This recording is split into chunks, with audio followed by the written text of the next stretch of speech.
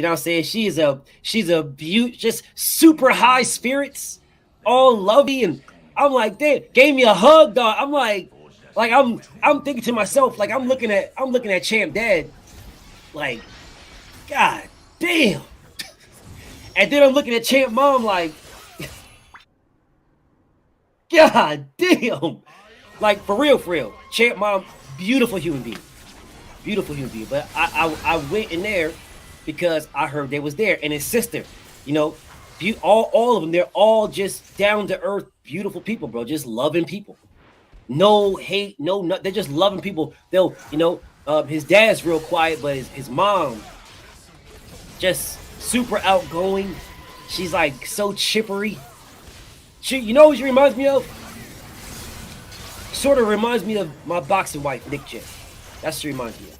She's a beautiful person, bro. Dead ass serious. His mom is beautiful. But and I'm like, I'm talking to Blue, and Blue's like that. Yeah, that's his mom. I'm like, I'm looking at Blue like, so Champ mom is 5 foot and Champ dad is 7 foot. But anyway, that's why I was going to the defect. I mean to the I said defect again. I was going to the damn food court. And I was going to the food court. This nigga Bomac was hugging the wall. Dead ass serious. It was like the nigga was like, I ain't looking, I ain't looking, I ain't looking, I ain't looking, I ain't looking. I ain't looking, I ain't looking, I ain't looking. Like the nigga, he refused to look at the motherfucking the donuts, you know what I'm saying, that fucking Chinese food. He refused to look at the Nathans. I ain't looking. That nigga was hugging the wall, moving fast as fuck. Little fat ass feet, fat ass turkey thighs, just straight forward, bro. Dead ass serious. Moving fast as hell. That nigga's like all of 5'3", 5'4", tops. Moving fast as a bitch.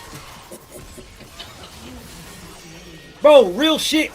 He didn't have to walk. You could just roll this nigga. Real shit. Because he's just as tall as he is wide. Dead ass serious. No joke. I'm not, listen, bro, this is no cap, nothing. The nigga is just as tall as he is wide. The nigga is 5 foot something, squared. Like SpongeBob out this bitch. That nigga's 5 foot something squared. And was hugging the wall, moving fast as a bitch through the food court. Them niggas had to run him down to talk to him. They're like, yo, that's Bomac. I was like, I don't give a fuck. I don't give a fuck, dog. I'm not in Vegas for Bomac and Bud, and I don't give a fuck, bro. I don't care. You know what I'm saying? I'm like, shit.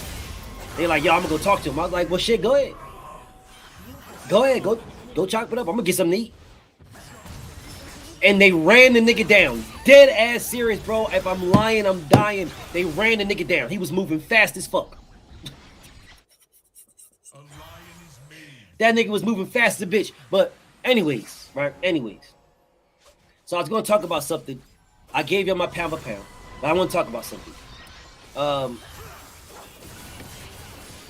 where is all these little dots? Fix my autocorrect. Motherfucking autocorrect, nigga. The hell? Okay. The fuck, Bobby? What the hell, Bobby? Camera's not auto-correcting out this motherfucking dog.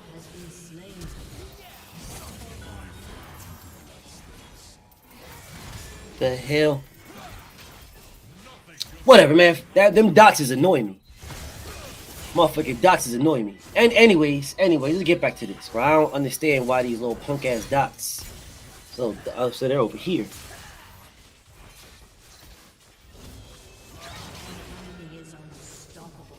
Oshak? I thought Oshak fights tomorrow. He don't fight today. He fights on Pro Bellum tomorrow. Miss, God damn. This is a beautiful human being, bro. That's a fucking gorgeous human being.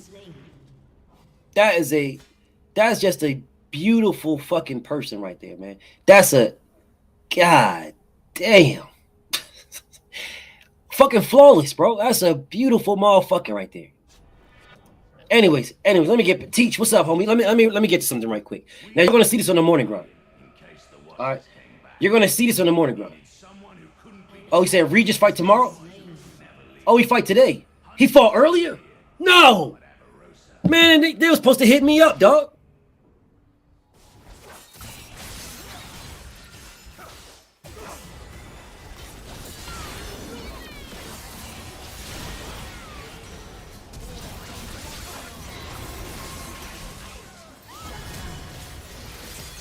Man, they were supposed to hit me up. Bro, what's up with all these little fucking punk ass dots?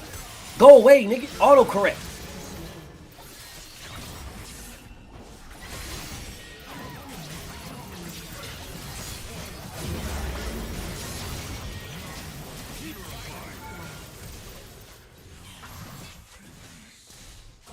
There we go. That looks better. That looks better. Now I look over here and I see some dude, David Benson. Y'all busting this nigga to the white meat. I don't see these. I don't see it over here. I don't see troll comments over here. I'm guessing he's a troll, but I don't see troll comments over here. But I don't. Mike Viz say fucking weirdos. I don't even care what the nigga said, dog. Anyways, let me address it before I wrap this up, because I'm about to head to the gym. I didn't go to the gym yesterday. So listen, man. Let me address something right quick. He said some mad gay shit. All them niggas is gay anyway, bro. All them niggas is gay, so they're all fucking sus. Niggas is sitting at home naked right now. Naked right now, waiting for somebody to click the link so they can fucking finish. Niggas been beating off for 2 hours waiting for somebody to click the link so they can finish. Motherfuckers, weird gay ass niggas get off from watching BF crucify somebody. He about to do it. Go ahead, BF, say it. Oh, weird, sad, sus ass niggas. Anyways, I'm doing this morning grind. I did this morning grind, but y'all are not gonna see it until Monday. But I'm gonna speak on it a little bit. I gave y'all my pound for pound list. I told you why. I told you who. This guy Boots. Just understand, my morning grind video for Monday is this guy Boots, man. This guy Boots. Man, I almost want to play this bitch tomorrow. Almost. But you know, I'm gonna keep my consistency and have it come on Monday. But I almost want to, bro. This fucking guy, dog. I'm gonna just leave it like that. That fucking matter of fact, I'm not gonna go into it because it's gonna fuck it up. I'm gonna leave it alone. Listen, bro. My pound for pound list is the pound for pound list. If you can't explain your list, it's irrelevant to me. So what my nigga Big Dog said made sense, and then it didn't, because he said Usyk as number one. And he put because, you know, he's actually fighting, blah, blah, blah. That don't mean nothing for boxing. But he's talking about Usyk having more belts. Usyk don't have as many belts. He don't have as more belts than Jermell Charlo. He don't have more belts than Josh Taylor. So belts is not gonna make you. That everybody in here knows that belts is a political thing, right? Belt is a political thing. No way that Lomachenko should have fucking 13, 14 fights and already fought in fucking 12 title defenses, or 12 fucking title fights, in 14 fights or 15 fights, however many he got. Only 2 of them were not for a belt. You guys want to tell me that's not political? That's political as fuck. Yeah, Cambozo too, and that pussy's not on my rankings at all. That nigga's a bitch. Fuck him and his bitch. And if his bitch see me, I probably could fuck his bitch. Bitch see me. She do that, it's a wrap. If the bitch see... Hold on a second. BF got you, bro. If Cambozo bitch see me and she give me that look, it's a wrap.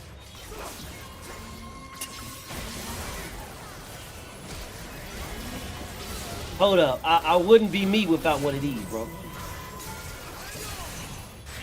It wouldn't be BFTB without one of these. Hold up a second. Hold up 1 second, bro.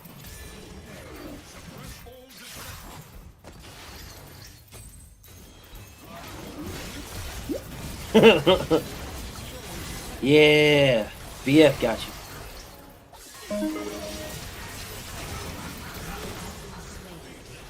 One.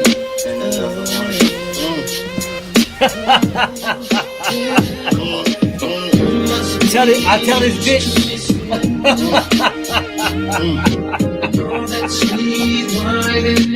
Yeah. Yeah. Well, listen, bitch.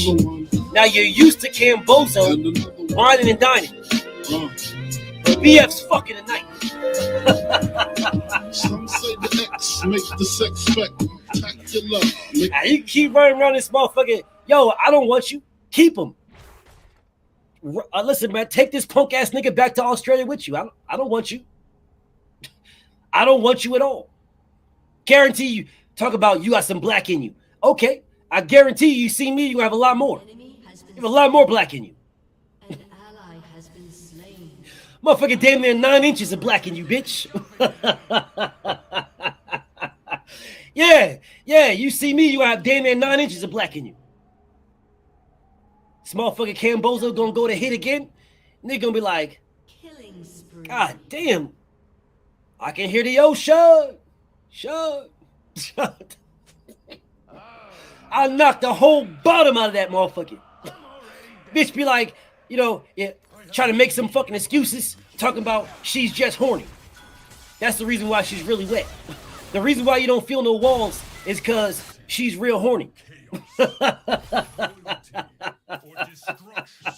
Yeah, listen, bitch be like, listen, I'm normally not this horny. That's the reason why.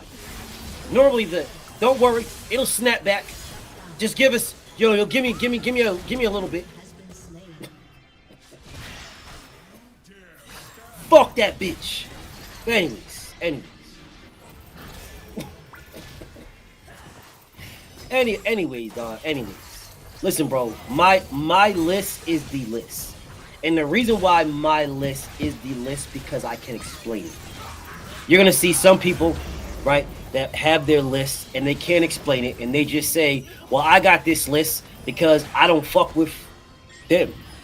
Or there's gonna be other people that say, I got this list and my list is because, Canelo Alvarez beat these guys, or Terrence Crawford is really the man and nobody wants to fight him. You're gonna have those type of things. None of those are based on facts. All of them are your opinion of your pound for pound is based on opinions. That's all bad. It's all bad. All right. Your opinion should be based on a fact. Because if your opinion is based on opinions, then your opinion is worthless. Your opinion only has worth to you and whoever else's opinion you based it on. But if you're basing your opinion on facts that have some validity, it is a fact that Errol Spence is not as flashy as other fighters. That's a fact. But it's also a fact that he does nothing bad. He does absolutely nothing bad. He does everything good. Everything. There is fighters that do things better than him. That I'll do this better, or I got this better footwork, or I got better head movement, or I got better defense. But he does everything good. Everything. These fighters that have, I would say Boots got better footwork. I would say Boots got better quickness and twitch fibers. I would. But where I would challenge Boots is where I would not challenge Errol. Errol's been hit with some shit. Who hit Boots? Who hit him? Did Boots fight Danny Garcia? Are they saying they're not going to fight each other because they're from Philly? Hell, did Boot fight Blair Cobb? Corn Cobb calling this nigga out. Where's Boots fighting Corn Cobb? Sideshow Bob wants all the smoke. It's the only. Now we spend our time talking about. What's up? Yeah, we back, homie. We spend our time talking about. Oh man, listen, man. These guys don't want to fight Boots. These guys. Sideshow Bob does. when you are a caliber of Jerron Boots Ennis, bro, and when people are looking at you as, man, you the one, you the one. Sideshow Bob, bro. He wants smoke. He wants smoke. Sergey Lipinets hit boots. Sergey Lipinets touched boots. He did not hit boots. He touched boots. There's a total difference. Errol got hit. Yeah, he got it. Hit. Nah, Corn Cob ain't shit, bro. Shout out to Meniga 225. Appreciate you with the super chat, Brody. Yeah, Corn Cob ain't shit. Fuck Corn Cob, bro. I don't give a fuck about that bitch ass nigga. But what I'm saying is he's calling for the smoke. That's what I'm saying. Corn Cob is calling for the smoke. Sideshow Bob wants to work. When you are a fighter of Jerron Boots Ennis stature right now, coming through the ranks, being known and looked at as the boogeyman, nobody wants you. Bro, you can't turn that down.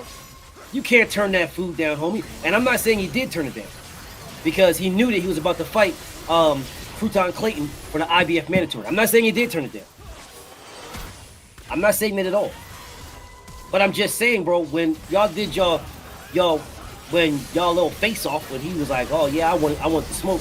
Bro, I fucking hate when fighters say you really don't want to fight me. I hate that shit, dog. I don't care who it is. I really don't. I don't care who it is. I don't care. I fucking hate it.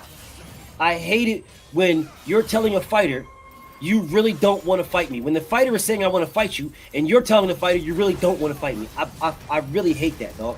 I really hate that shit. Now Corn Cob, fuck that bitch ass nigga, dog. But that's what I prefer my champions, the fighters that I rock with. I prefer them to talk like that. Nigga, fuck you then. I'll beat the shit out of you. You know what it is.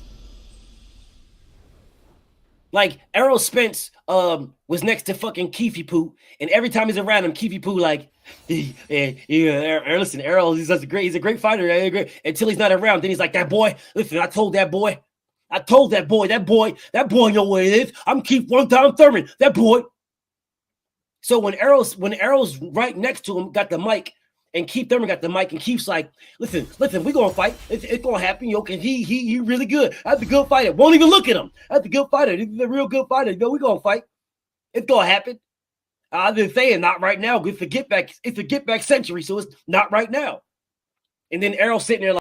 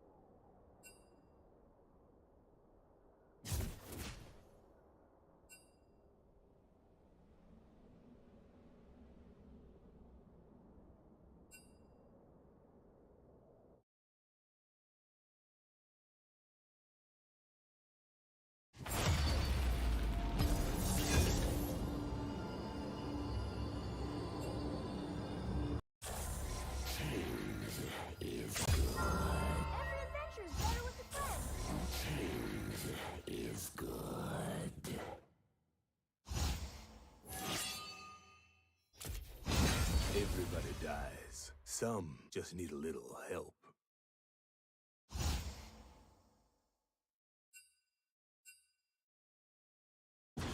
Our rage is beyond your control.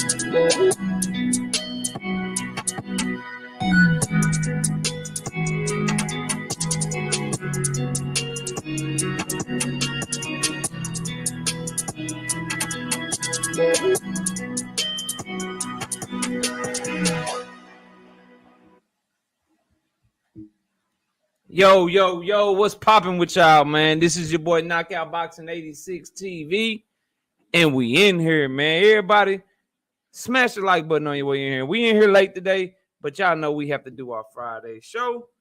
We had spring break with the kids, and Six Flags was a little too lit, and we had to make sure we got our money's worth, man. So we was in that thing till they closed the doors on us. But we here, bro. We here. We got all the picks. You know what I'm saying? We already got off to a good start. O'Shaquie Foster did his thing today, won by unanimous decision. He even dropped dude. So it's looking like it's probably going to be another good week for your boy Knockout. We got a total of 8 fight predictions that we're gonna do today. We're gonna cover some hot topics as well. And you know what, man? For a late night, you know what I'm saying? We are opening up the panel for a late night as well. So if you got some on these fights and the topics that we covering, man, we are going to chill and talk boxing, bro. So let me throw that in the chat real quick. Appreciate that, baby. Thank you. Wifey came and got me right with my drink, my Friday night tradition. Sometimes I wish there were two eternal guardians of the Howling Abyss. 8 predictions coming your way. K-Rod is in the building. K-Rod, what up, bro? Oh, man, I'm chilling, bro. How you doing tonight, man? Minions have spawned. Yeah, man, a lot of your people fighting tomorrow, man. So I know you lit. You got Henry LeBron, you got Xander Zayas, you got whatchamacallit, John Bowser fighting. Then of course you got Edgar Berlanga, man. Puerto Rico stand up in this piece, bro. We will not pity the defenseless. Once you've killed them, bring me back a ghost or two. I'll kill him again.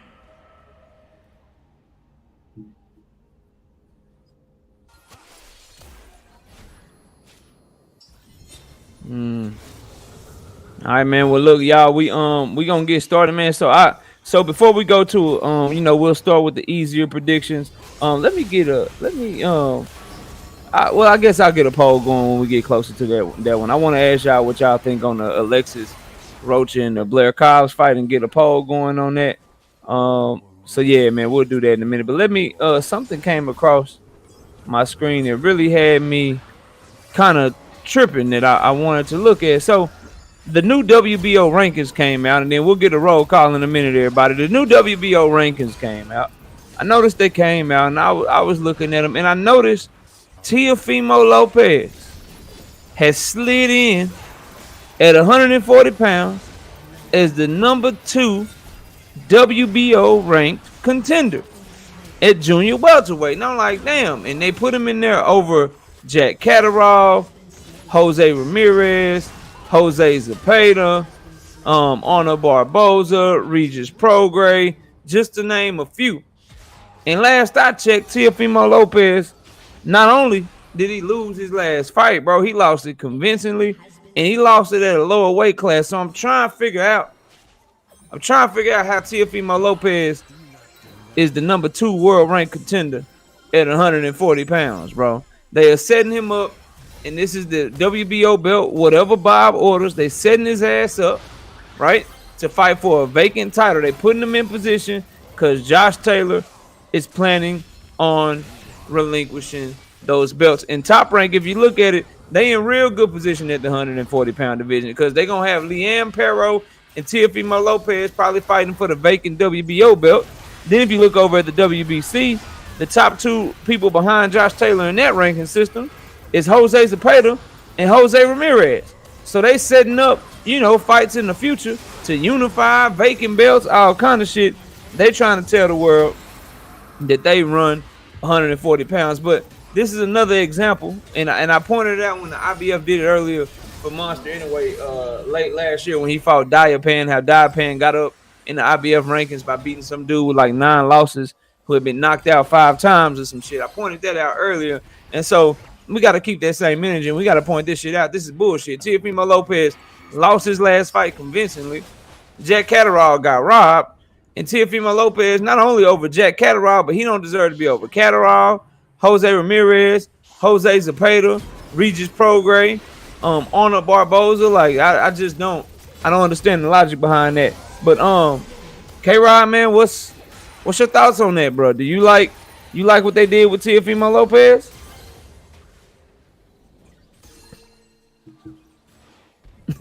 That's all you got? That's all you want to say?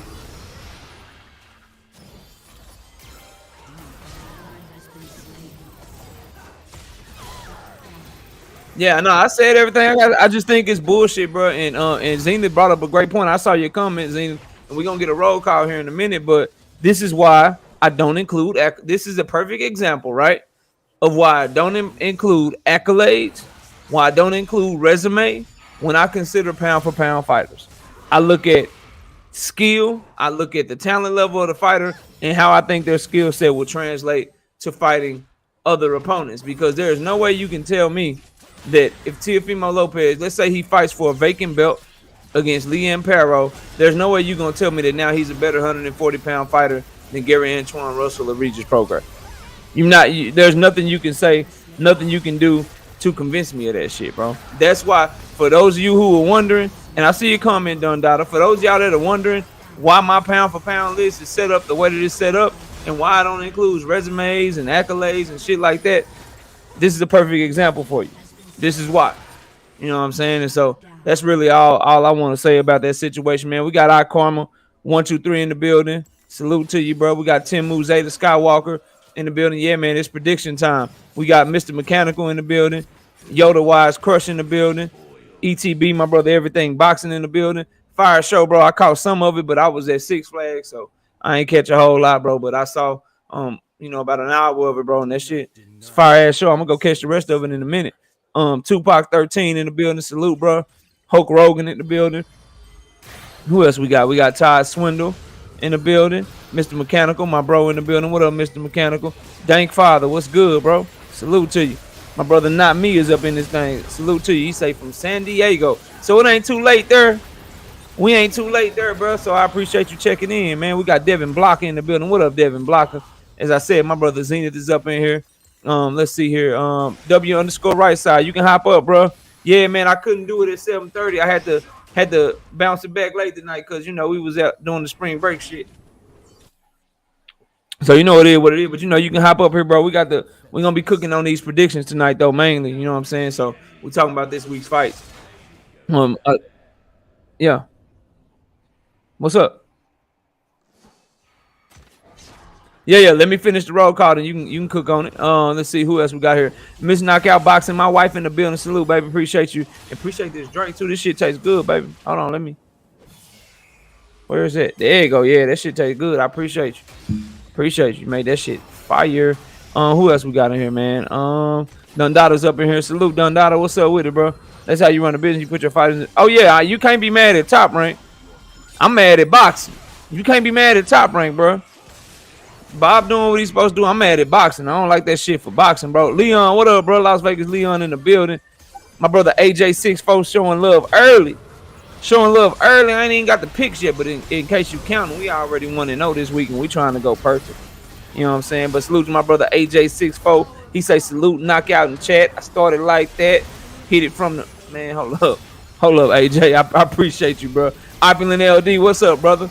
And if you can't donate, you know what I'm saying, in the Cash App or the Super Chat, y'all be sure to hit the like button as you come in the building, bro. We're gonna be lit tonight. We're gonna be breaking down these fights. DP Rocker, what's up, bro?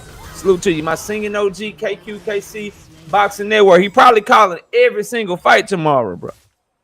But y'all go check out KQKC. Subscribe to my OG KQKC. 5 for you every day, Monday through Friday, 12:30 p.m. Central Time. And then also you can catch me and him live together every Sunday morning, 9 a.m. Central Standard Time. What up, KQ? Jada, my daughter in the building. Salute, sweetie. Who else we got up in here? Rodolfo, don't be going against me this week, Rodolfo be trying to go against my picks a lot, but you know what I'm saying? We be getting them right. And he's like, damn, you got one again. Just stay tuned, Rodolfo, because we going to get them right this week too, bro. Watch what I tell you. My other daughter, Nivea, in the building. What's up? Peter done slid through. Maybe I should start doing late nights a lot because I see a lot of the brothers. Non-Mastermind 3 ain't seen him in a minute. Maybe we should do some late shit. You know what I'm saying? Maybe we should do some late shit. Xena360 showing love in that super chat as well with the $10. He say exactly. And that's why Pound for Pound was created. Because back then, black fighters were not given fair shots at titles and weren't allowed to compete. It was made for style and skill, Trump politics. That's why I make it like that, homie. That's it. I don't even play. My Pound for Pound is fire. If you don't like it, you can go to hell. Straight up. That's all I got, bro. Zenith, salute to you, though, bro. I appreciate you showing love, man. Who else we got? In this thing, man? I think that's it. Yeah, we late tonight, right side. Hop up here if you want to. All right, go ahead and cook on T.O. real quick before we start getting to these picks, K-Rod.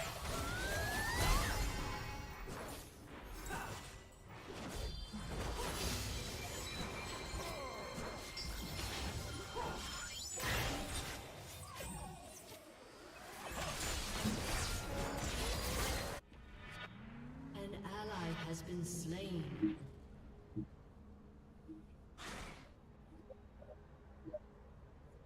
Our rage is beyond your control. Avarosa united us. An enemy She is showed us that legendary. freedom was worth dying for. So, we turned on the Watchers. We knew we were too much. That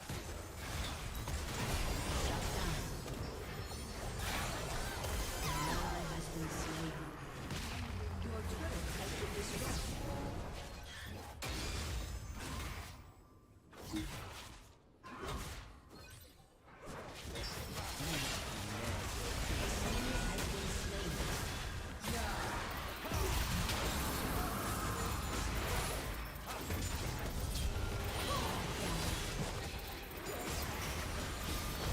Yeah, and listen, bro, this is what we gonna hear. If he go in there, they give him a shot at a vacant belt. He beat Liam Perro for a vacant belt. He gonna be popping shit like he the man at 140, bro. He gonna do the same shit that he did when he was at 135, popping shit, not trying to fight nobody, not trying to really go prove that shit. He gonna act like Liam Perro was God's gift to the 140-pound division, and we gonna have to hear that shit, bro. And then his fans that be on this eggplant, you know what I'm saying? They gonna rock with it too. And I just can't rock with that shit, bro. Go show me, like, go beat a champion for real.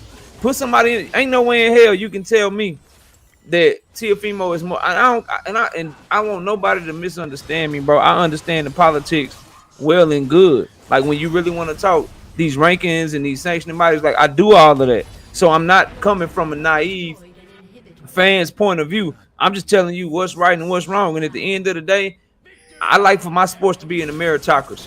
I like my sports to be based on competitiveness. And ain't no way you can tell me that guys like Josh Warrington deserve a shot more than Mauricio Lara. Ain't no way you gonna be able to tell me that somebody like Teofimo Lopez, who ain't done shit at 140 pounds, deserve a title shot before Catterall, who was just robbed.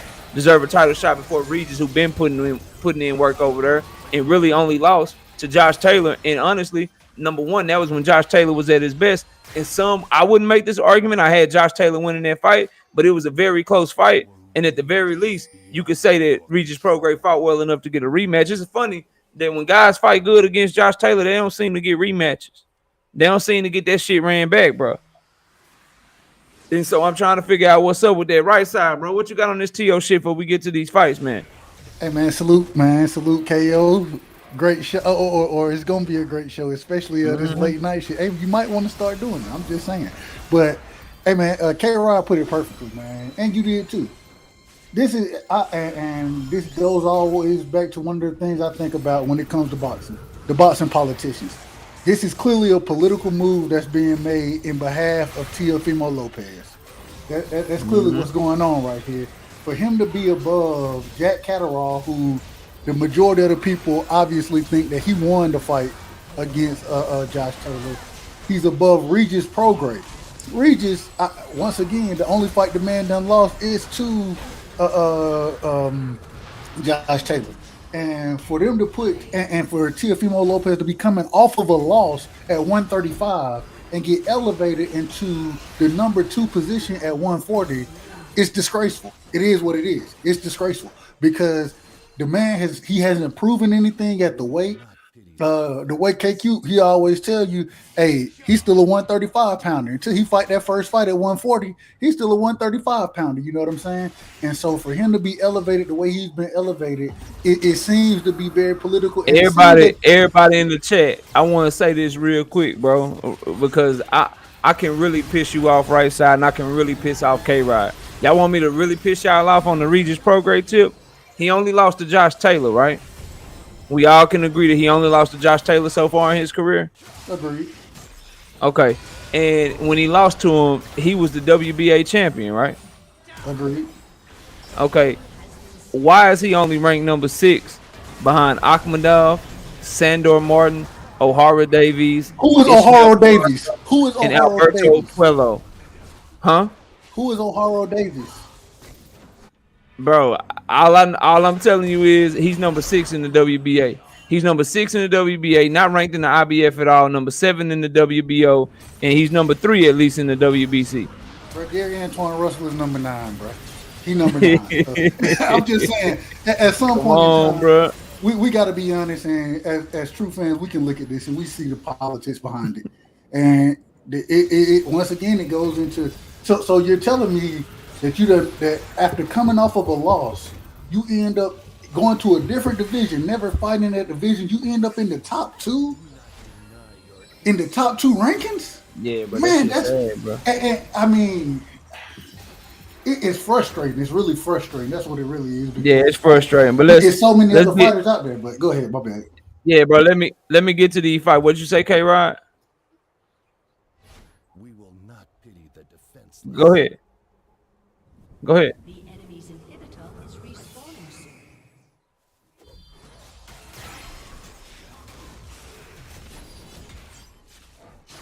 Mm-hmm. Mm-hmm.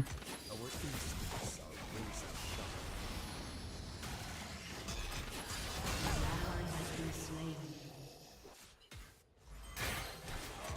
Mm-hmm.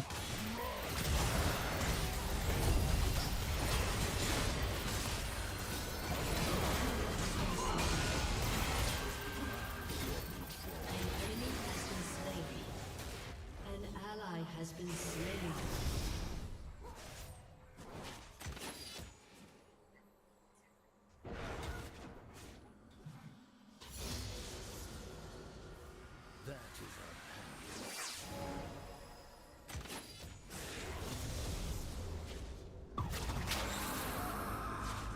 Shit it's bought and paid for, bro. Ain't nothing weird about it. It's bought and paid for behind the scenes, bro. That shit bought and paid. But let me get it not me and Dundada real quick. So not me wrote this comment and Dundada agreed with it, put the bullseye.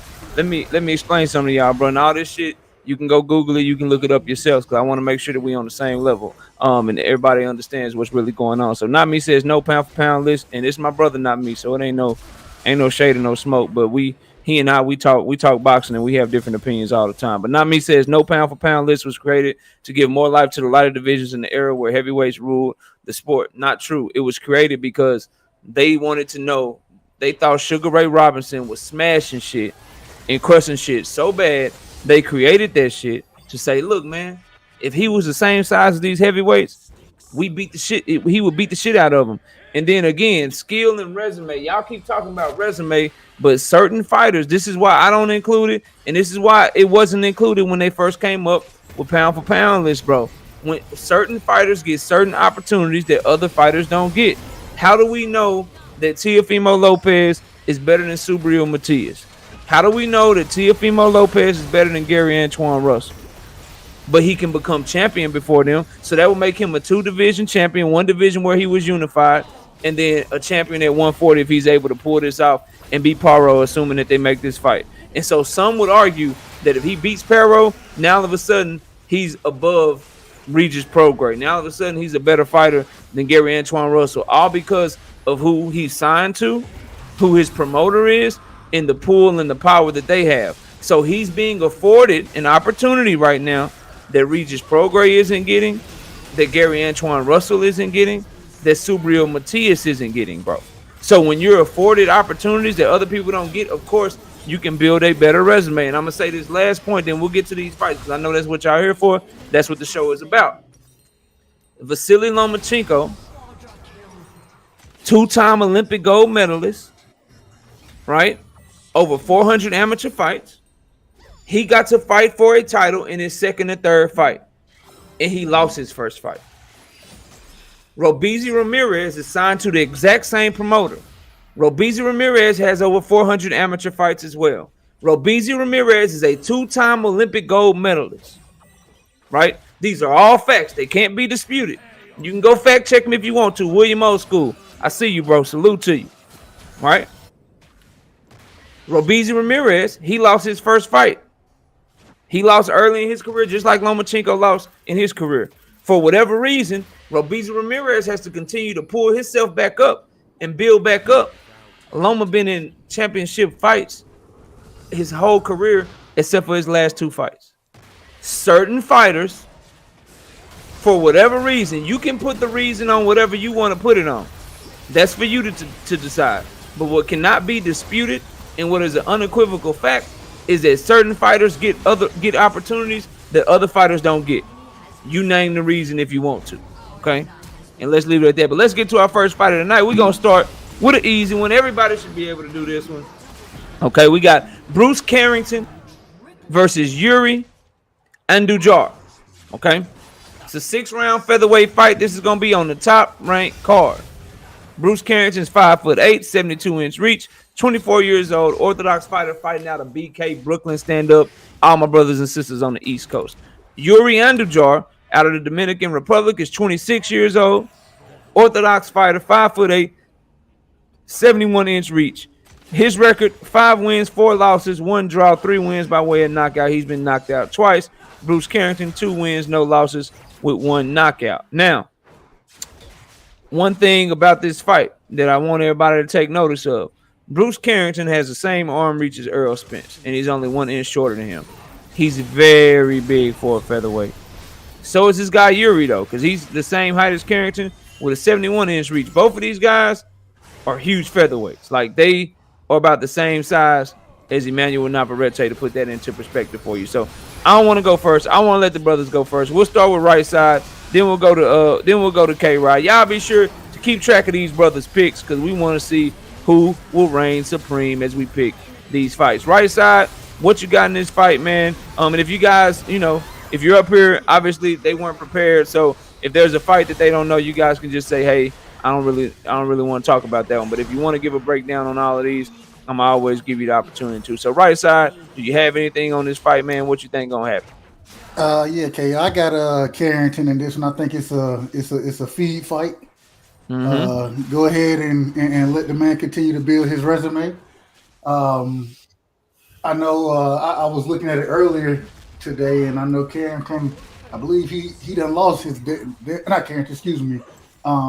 His opponent, he done lost damn near his last 3 or 4 fights or something like that. So I think it's more of a hey, it is what it is. It's a just a step, not even a step up fight, a fight to put something on your resume, give you a tough, not really a real tough opponent, but just something to build your resume with and for you to move forward. So I like Carrington in the fight. I like him by stoppage. Just going back, and once again, I hadn't seen either one of these brothers fight, to be honest with you. You know what I'm saying? I only don't win and look at You haven't seen Carrington fight yet? Oh, you in for a treat, bro. No, I hadn't seen him fight. You in for a treat.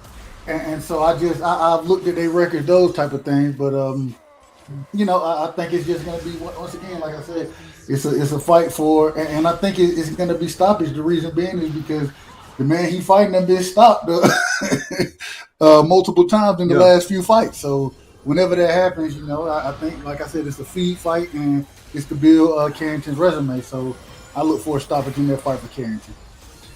All right, cool. What you got, K-Rod?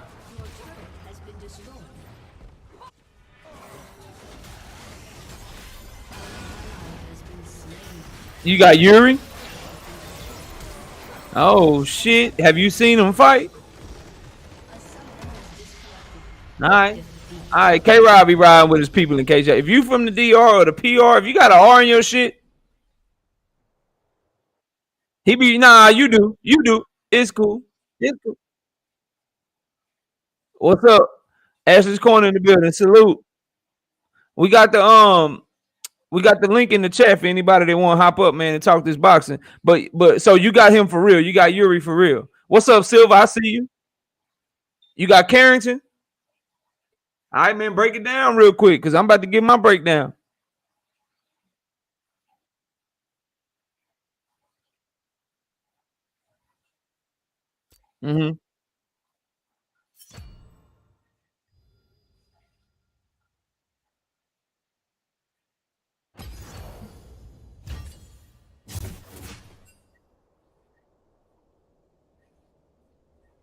Yeah.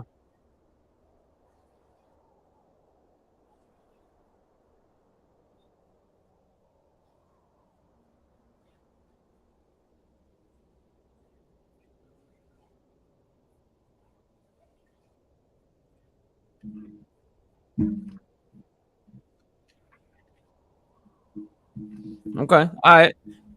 Bruce Carrington versus Yuri. And Dejar, you was right on the money, right side. He's only won 2 fights in his last 7 fights. He does try to get behind his jab, but his main problem and why he keep getting knocked out and people keep putting on him, bro, he pulls straight back every time. Every time you throw a punch at him, he don't do this shit. He don't do this shit. He just do this shit. And that's a recipe for disaster. And he thought and then when he does get inside, it's number arm punches. Ain't no turning of the hips and shit. The feet are flat. Just Andujar is he there to be an opponent. Bruce Carrington, on the other hand, listen, he won the Olympic trials against Duke Reagan.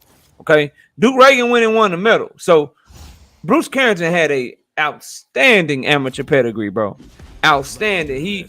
And as a pro, he just looks good, man. He rolls with shots and parries shots, so he looks good defensively. His combinations look fluid. Always switching levels with his combos, and it don't look like he punching hard or loading up and shit. The shit just be flowing, bro. It's fluid. And last time he fought, and I did this fight, I picked him to get a stoppage, even though it was a 4-round fight. And I said, look, it's hard to get a stoppage in a 4-round fight, but he was so close in his first fight. That I think he'll put it together better and he'll get it in his second fight. This is 6 rounds. And this guy ain't nowhere near close to his level. I'm going to say 6-round fights is hard too, because you really got to just separate yourself and differentiate yourself. And I think that's exactly what Carrington is going to do. I think we on the cusp, and y'all be sure to come back to this shit. I think we on the cusp of about an 8-9 knockout in a row streak with the type of opponents that they going to, we're going to get the Blair Cobbs, Silver. We're going to get the Blair Cobbs. I promise you we're going to get the Blair Cobbs, bro. I think he's on the cusp, Bruce Carrington, that is, of a 8-9 knockout streak in a row, some Berlanga, Jared Anderson type of shit with the guys that Top Rank are gonna be feeding him early in his career. He gonna run that shit up, bro. He gonna run that shit up, and he gonna run it up on Andujar. Andujar got to catch him with some shit that he don't see and change the fight. But this shit gonna be Bruce Carrington early, middle, late. It's gonna come down to how much Andujar really want to be there, how much he really want to get that check. Is he cool just getting the check and going home, or is he gonna try to show some toughness and last for a few rounds? I'm gonna say he shows some toughness. I got Carrington stopping this guy about round 4, round 5. But stay on the lookout for this guy, because everybody talks about Keyshawn Davis, rightfully so. Duke Reagan got some hype, but this is a guy who beat them, and then he didn't want to wait on the pandemic, so he just turned pro. But Bruce Carrington is a dog in there, bro. He can fight, y'all. I'm telling y'all. Check him out. He'll be the opening fight, I believe, on the Top Rank card. I saw your question. Who was that? My brother, not me. I see your question, bro. I'm kind of going Top Rank first. Then I'm gonna go Alexis Rocha and Blair Cobb. But I got a lot of fight, and then I got some stuff from the Pro Bellum card tomorrow morning as well. I'm doing the co-main main event from that card. So we're doing shit from every card, man. We working. So I got Bruce Carrington by stoppage. Anybody got anything else on this fight? KO, I have seen Carrington fight, and I didn't even realize that I because he fought on the he fought on the Concesio card last time Concesio was fighting, and so I did watch that fight, man, and it was a brutal knockout. I remember he had Buddy on the ropes looking kind of pathetic out there. So if I'm very interested to see what his next move is going to be now, knowing who the fighter is, putting kind of what I kind of remember from that fight. I don't remember it, punch for punch or anything, but I do remember the fight. So yeah, it's going to be a good fight. Well, it's not going to be. I don't think it's going to be a real good fight. I think it's going to be a good performance. And I think once again they're building. Hold up, I gotta say this shit for my D-Town brother in the building. Contender Regime Boxing. What's up, bro? Salute to you, fam. Y'all go subscribe to my bro, Contender Regime Boxing. I smashed a like on that article that they did on you for your fashion line, bro, that you posted. That interview was fire, bro, and much love and much props to you, bro. You definitely doing your thing, man. My D-Town brother, Contender. Y'all go subscribe to his channel, man. You know what I'm saying? He be kicking that real shit over there. But go ahead, right side. What was you saying, bro? No, it's gonna be a show. I think it'll be a show put on by Carrington, and the young brother looks to be fighting. He looks to be very active. The great thing about Top Rank is they keep the young fighters very active. So I think we can see that young man fight about 5, maybe 6 times this year, and it should be putting his career in the right direction. So I wouldn't be surprised if Okay. you're correct about that 8 knockout streak. I wouldn't be surprised at all about it. Yeah, bro, he gonna be putting in work, man. Let's keep this shit going on the top rank card. My brother Rudolfo, I'm gonna switch it up for you because I was gonna say that for a little later, but my brother Rudolfo, he want to talk about Xander Zayas. So Rudolfo, just for you, bro, what do the Xander Zayas fight next? 'Cause I know K-Rod won't talk about Xander Zayas, but the next one we gonna do, we got Xander. What'd you say, right side? Did I hear right side say something, or was that you, K-Rod? What'd you say?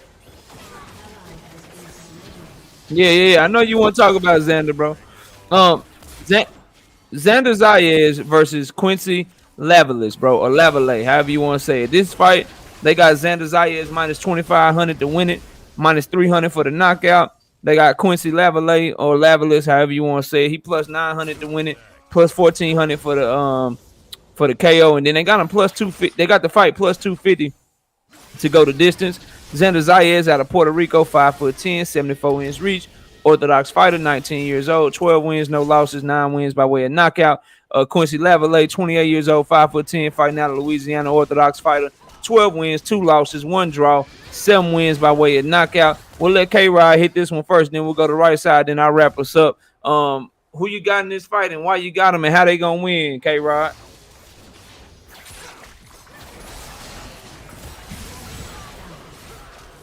Oh, my bad. Real quick, 8-round fight, 154 pounds, junior middleweight, super welterweight, whatever you want to call it. They going 8 rounds. But go ahead, K-Rod. My bad.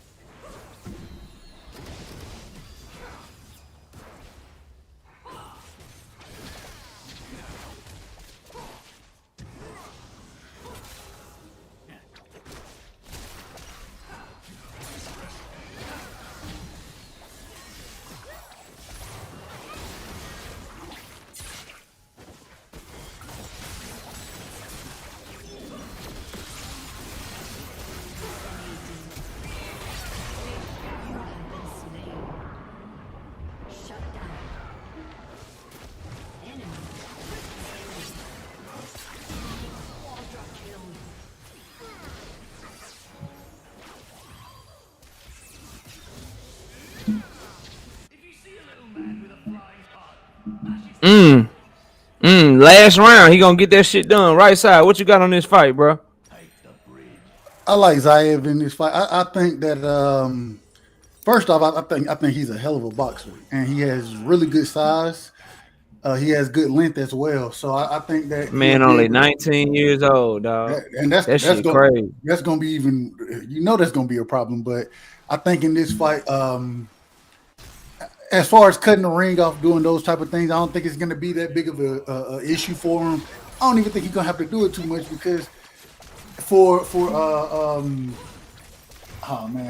Buddy to have success against Zayev, he gonna have to get on. He gonna more or less have to fight on the inside because of the length of Zayev, because of the way the fight is gonna go. In my opinion, I think that Zayev he may be able to get him out of there in the 4th, 5th round. I don't think it's gonna go that long, and just because.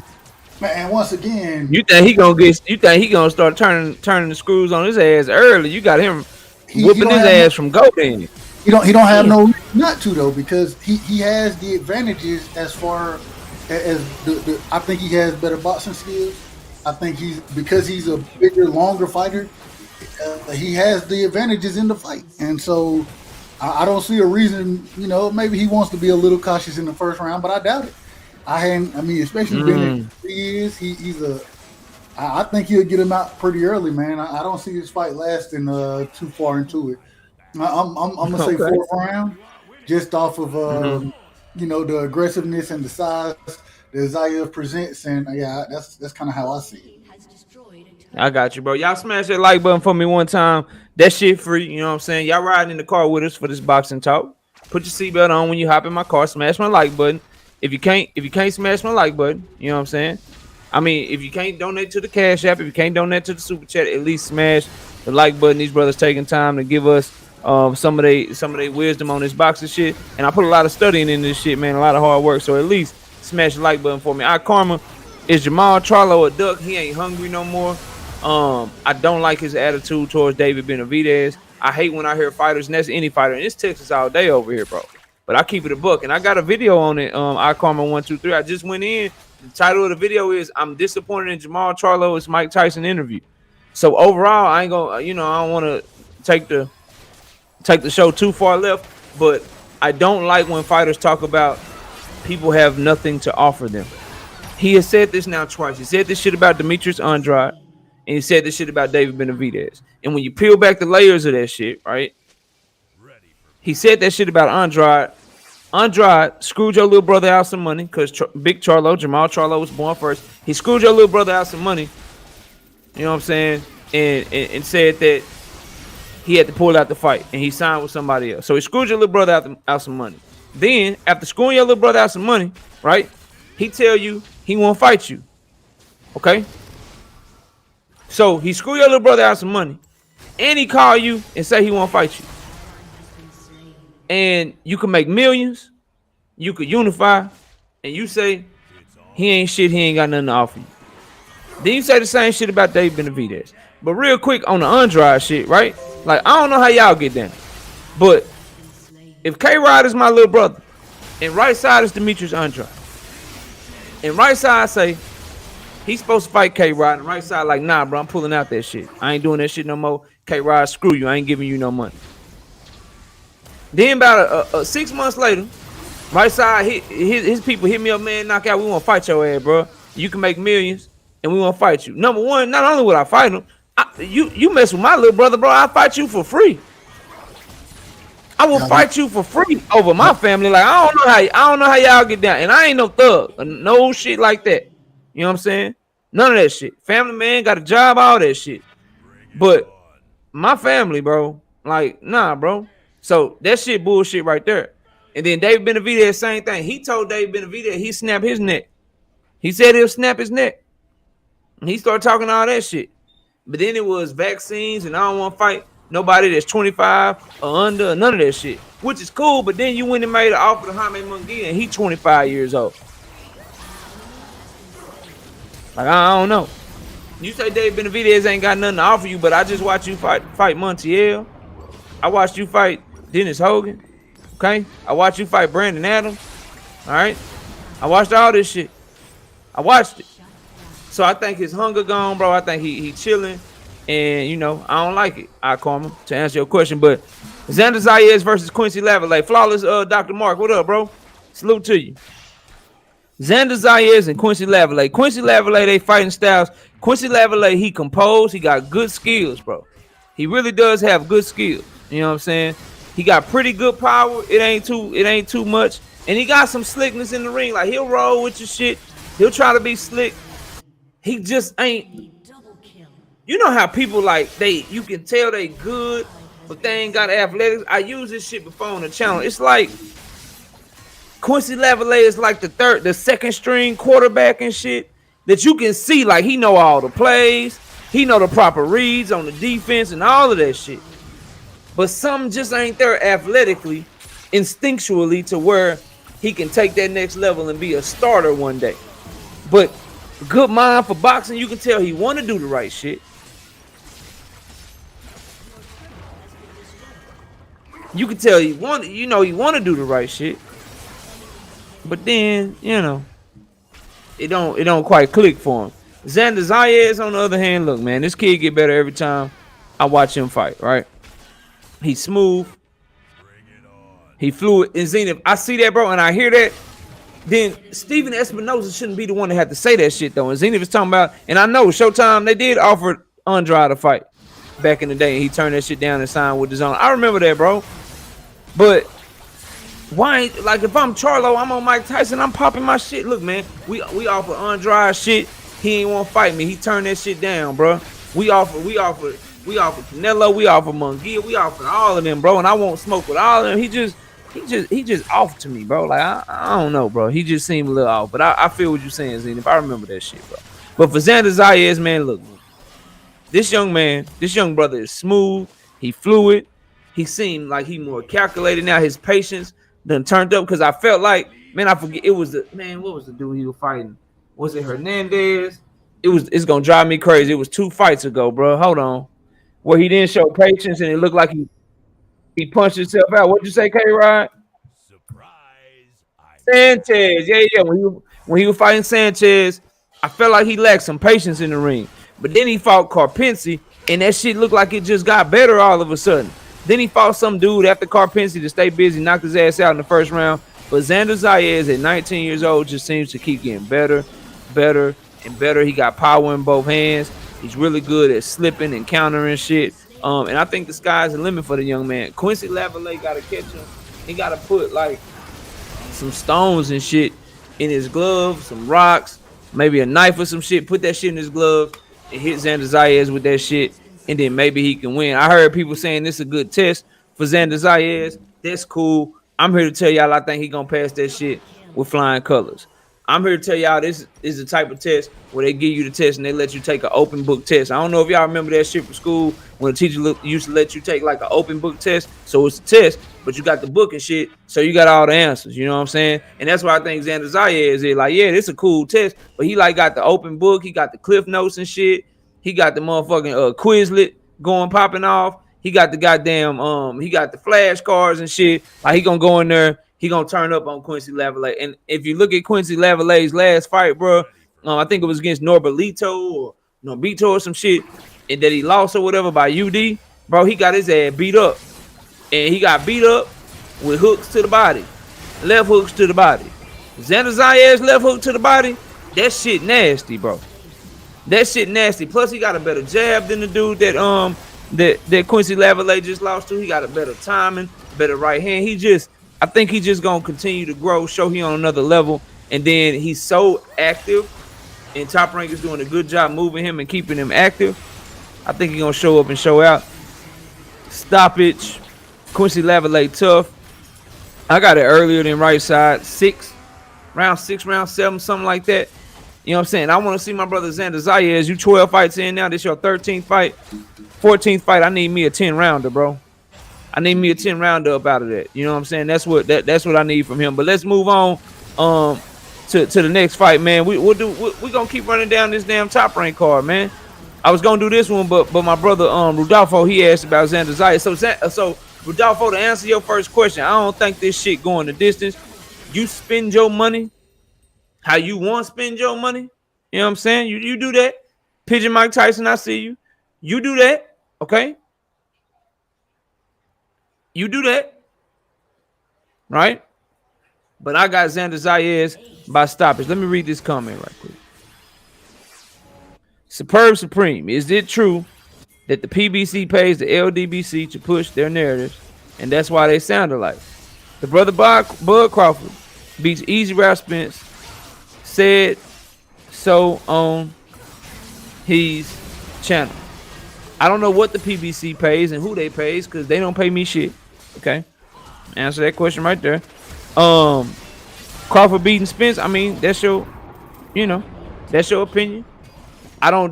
You see the fights I'm breaking down, they actually signed and shit. They actually happening this week, so I ain't gonna break down and pick that fight. You know what I'm saying? I will say it's a good fight. It's a very good fight. Hope to see it. Pushing forward on this channel, but hopefully that answers your question, man. And you stick around, you subscribe to the channel if you're new here, bro. Let's see here. Let's do Henry LeBron versus this guy Josek Ruiz. And yes, I do have a link for anyone that wants to hop on. DP Rocker, that is a fact. That is a fact. And I love to talk about it more. If you want to talk about it more, Superb Supreme, you know what I'm saying? We can do that later. We will have the panel open all night. And we're going to go pretty late tonight, man. We're going to be kicking it. John Page, my brother Batman in the building. Salute. Batman, you see the link pinned up there. You know you always welcome, bro. We breaking down these fights for this week. Let's do Henry LeBron versus Josek Ruiz. Henry LeBron is a minus 2,500 favorite. Plus 140 for the knockout. That's crazy to me. He's such a big favorite, but they only got him plus 140 for the knockout. Think you can win some money there. Josek Ruiz plus 900 to win, plus 2,500 for the knockout. The fight is minus 180 to go the distance. This is going to be an 8-round junior lightweight / super featherweight fight. Henry LeBron, 24 years old, out of Puerto Rico. Southpaw fighter, 5'6", 68-inch reach, 14 wins, no losses, 9 wins by way of knockout. Jose Ruiz, 27 years old, fighting out of Honduras. Orthodox fighter, 5'6", 68-inch reach himself, 23 wins, 5 losses, 3 draws, 16 wins by way of knockout. Now, Superb, this is my first time seeing you. You show support to the channel, then you will get a wrench. Everybody that has a wrench has been showing support for a very long time. This is my first time ever seeing you. So, yeah, you stick around, you show support to the channel. You could possibly get a wrench one day, too. I could give you a toolie. You never know. But show yourself not to be a troll, because you came in here on some trolly shit, to be honest with you, to start off. So let's see how your comments go as we move out, throughout the show. Let's go to K-Rod, because right side went first last time. K-Rod, Henry LeBron versus Jose Ruiz. I bet you I know who you gonna pick. But go ahead and break down the fight for us. Let us know what's up. And I got a little echo. Coming from you too, bro. But go ahead. Yeah, I can hear you. Go ahead.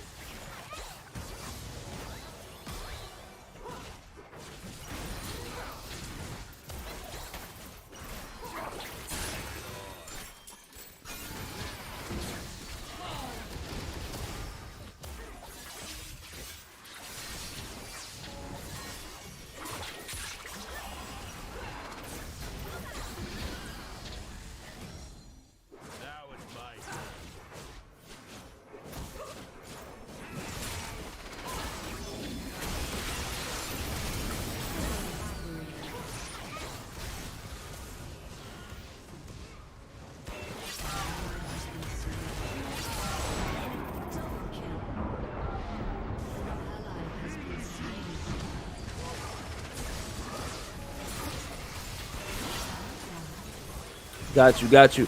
My quick answer, iKarma, I believe it when I see it. I hope it does happen. But right side, before you break down this Henry LeBron, Jose Ruiz, I know you've been saying from the jump, this shit ain't gonna happen. What's your answer to iKarma's question? He says, your thoughts, Eddie Hearn saying Haney Kambosos gonna happen. What you think of that, man? Kambosos don't want to fight that man. It is what it is, man. He don't want to fight that man. All fact. And once again, I'm a Devin Haney fan, bro. I root for the fight. I want it to happen. Yeah, he is a Devin Haney fan. He's a huge Devin Haney fan. And mind you, I saw something came out. They said that Lomachenko was denied being able to come out of the Ukraine because of war times and all those kind of things. So, I want the fight to happen. Oh, here come Batman. I can't talk about Devin Haney when Batman on here. You know it's gonna be trouble. But I run this shit, man. I know how to mute. I'll make Batman do some push-ups while you talking, and then you'll be good, bro. You'll be good. But no, I don't give a damn what Eddie Hearn say. Eddie Hearn known to lie. All the promoters lie. You know what I'm saying? At the end of the day, the way I look at it is Kambosos don't want to fight that man. And if I don't know if it's gonna be a soft touch. I'm pretty sure they have a backup plan. Because Lomachenko ain't gonna be able to take the fight, so I don't think Devin Haney getting the fight. I think it'll be a backup plan. Then let's go fight Ryan Garcia, and unless Lomachenko is available. So Devin Haney, man, go on and move up to 140, bro. Go to 140 and start campaigning there. Clearly, you don't have to do too much to get into top rankings since we see where Tio is. So go ahead and make your move at 140 and call it a day, bro. I agree, bro. What you got on this Henry LeBron Jose Ruiz fight? It's an interesting Jose Ruiz, man. The man either get knocked out or knock somebody out. You know what I'm saying? And so it seems like that if that stays true to form, then it's gonna be a slugfest. And I like Henry LeBron to win that slugfest. What kind of makes me a little nervous about the fight is I think that not hitting this one. Jose Ruiz. I don't think he's gonna come into the fight without much to lose, and it's always a dangerous fighter when you ain't got shit to lose. and you can come in there and just kind of throw bombs and look for certain punches. So that's what I expect him to do. But I think Henry LeBron is a hell of a boxer. So I think it's a top ranked setup. I think it's set up accordingly, and I think it'll be a tough test for Henry LeBron. But I like him. I like him winning in a decision. Only reason I say decision is because he's not known to just be a knockout artist, and so I like him decision wise. But once again, like I said, I think Jose Ruiz will be a dangerous opponent because I believe he'll come in throwing bombs and looking for certain punches to kind of finish the fight off. So. Okay, Batman, my brother, what's up, bro? Yo, what's up, Marco? Man, shit, y'all was cooking over there on Key shit earlier today, bro. I caught the tail end of this shit. Y'all was going in, bro. But what you got on this fight, man? You got anything on this Henry LeBron Jose Ruiz fight, or you can talk about the Haney shit that they was asking about too, whatever you want to do. I never saw him fight. I never saw neither one of them fight. Well, what you got on this Haney Camboso shit, man? You think that fight gonna happen, bro? Man, I hope it happens for the guy, man, but if it don't happen, man, I mean, motherfucking Cambosos bullshitting. But I really don't think Cambosos bullshitting. I think Eddie and them playing with that money. But, it is what it is. Yeah. When somebody wants some real money to fight Devin, he don't really try and pay. So, it is what it is, man. But Batman, how you gonna say that, bro? Everybody get their largest payday against the brother. They don't get no. Oh shit! Who get their largest payday against? Name one person. Jojo Diaz. That's the only person because he was. Linares. Linares ain't get that much money. He got his highest payday. It may not have been that much money. He got his highest. Come on, Batman. He was a champion at 135. He was getting millions of dollars. They said they paid him $500,000. So that's not his highest payday. Okay, we got to see what happened, Batman. But hey, man. But I know which one don't be wanting to pay that much money over that guy. Who is it, Eddie Hearn? Yeah. The Zone. Yeah, the Zone of Eddie Hearn. Woke the truth. What up, bro? Case Savoy, I see you. Who gonna pay more, Bob Arum or Eddie Hearn for in your opinion, for Cambosos, who will pay more, Bob Arum or Eddie Hearn? See, Bob Arum got WhatCom on his side. He got pay-per-view on his side. Eddie Hearn and them don't. So, I mean, that's a fact. That's why Bob Arum is so mad at Tom Crawford.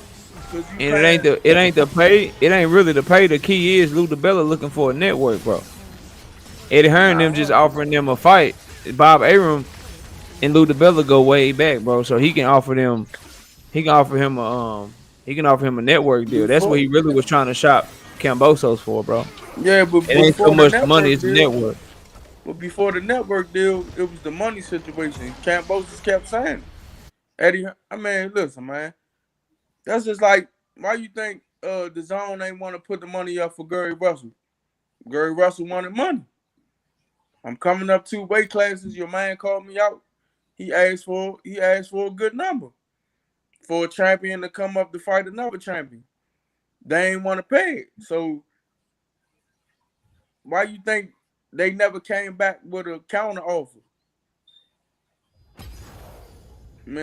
So you got to look at it with Cambosos. He probably won $5 million. Let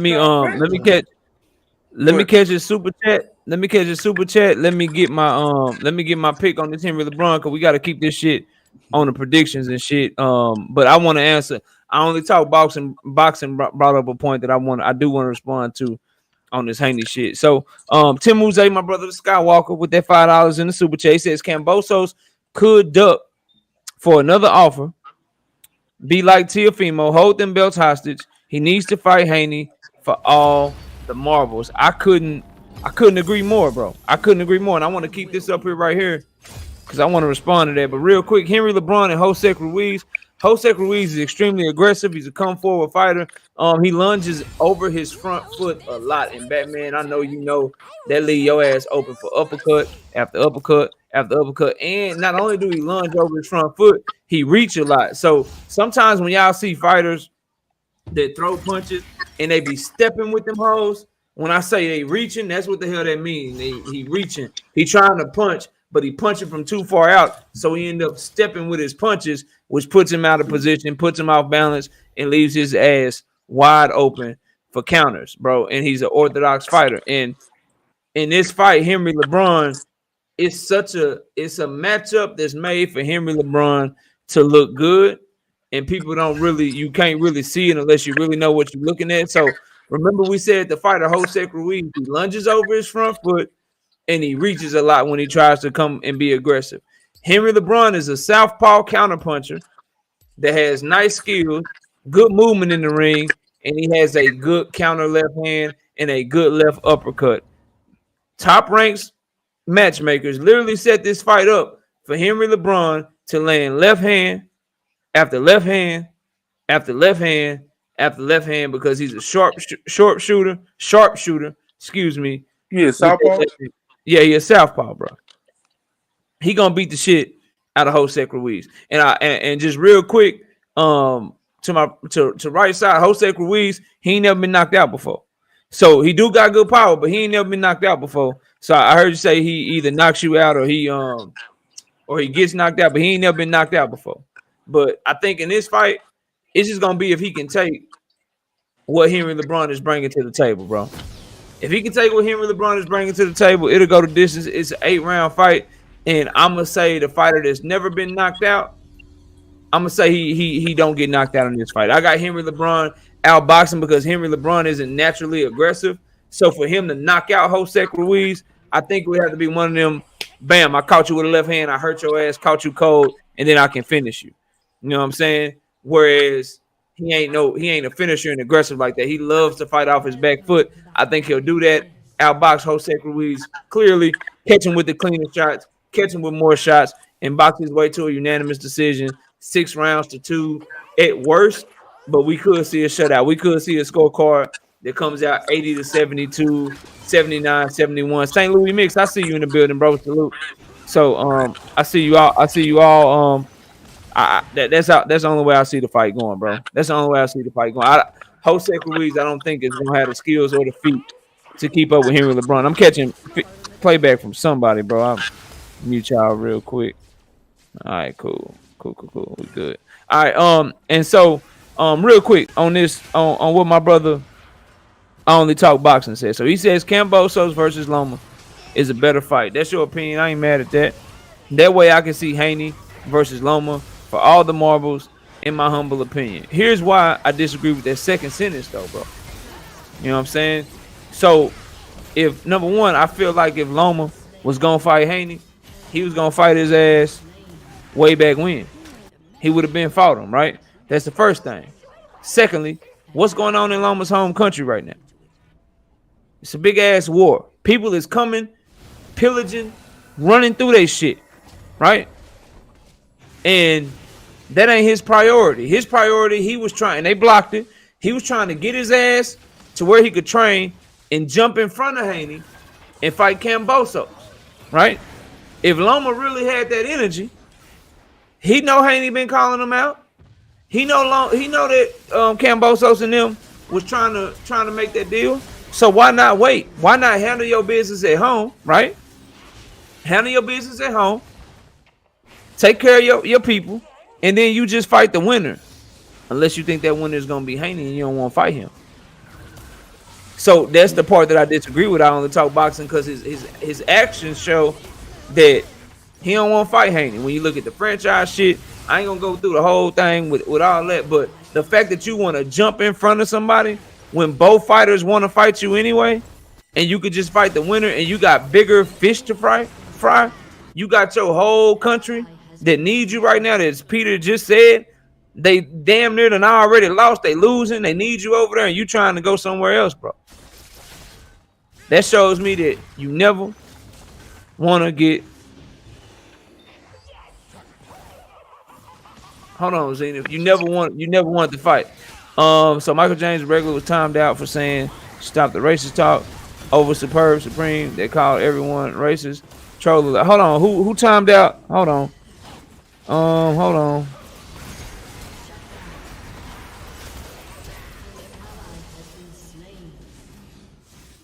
Let me find Michael. Don't do that, bro. Don't do that. Why did you time him out, bro?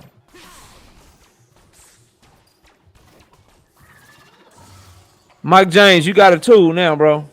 Dundada, don't do that. You say a lot of shit that people disagree with, bro, and we let you rock. You know what I'm saying? It ain't nothing but love over here and shit like that. But dog, don't time nobody out because y'all going back and forth and maybe they say something they don't like. I see y'all call each other B words and go back and forth arguing about all kind of shit, and you don't get timed out because you got a wrench and opinions are welcome over here, bro. You know what I'm saying? I don't agree with nothing that Superb Supreme is written in my chat yet, but damn it. He here, he got an opinion. Let these people speak their opinion. If they ain't saying nothing out the way, bro, don't do that, man. Well, I don't know why we would time out Mike James. Mike James, if you still in the building, bro, you got a wrench now, you good, fam. Speak your mind. Okay, now see, I'm looking at Superb Supreme. Peace, bro. Peace.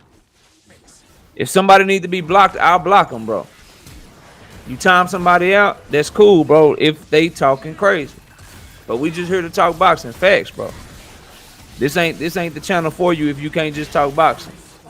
And if racist isn't a thing and oh, buddy just proved it Superb Supreme, that's where you need to be, bro.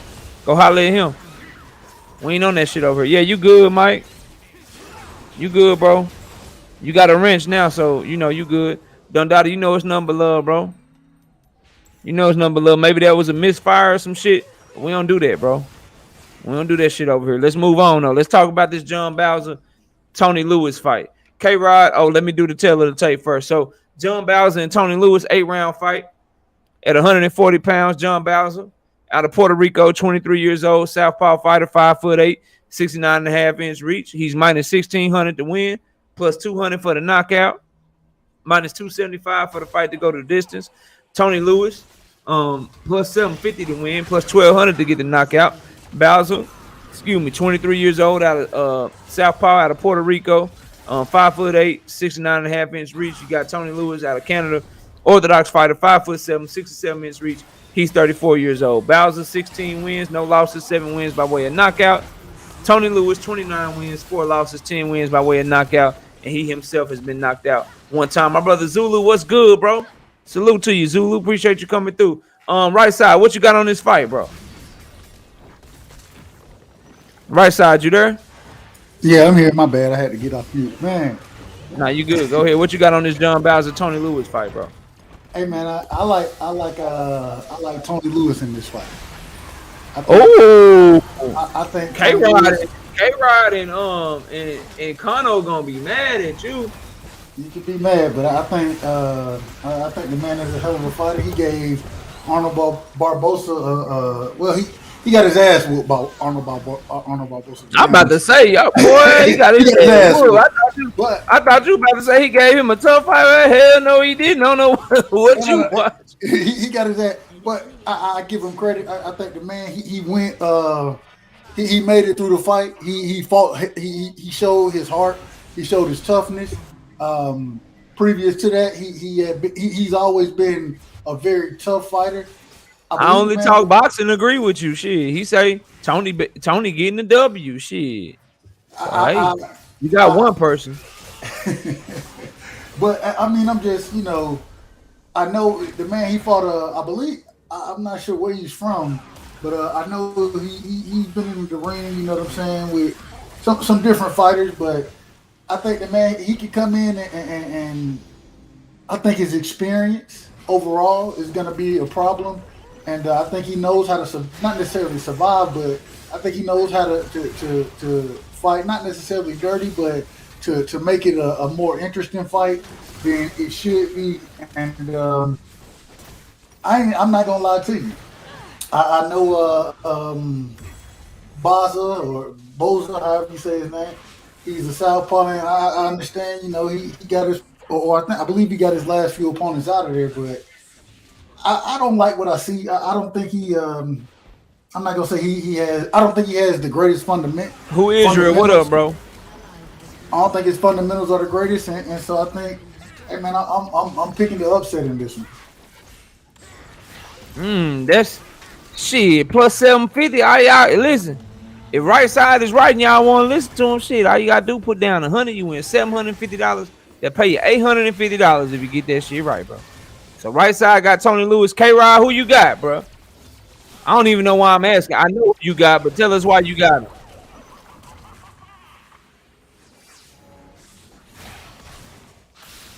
You know, tell us why, bro. Tell us why.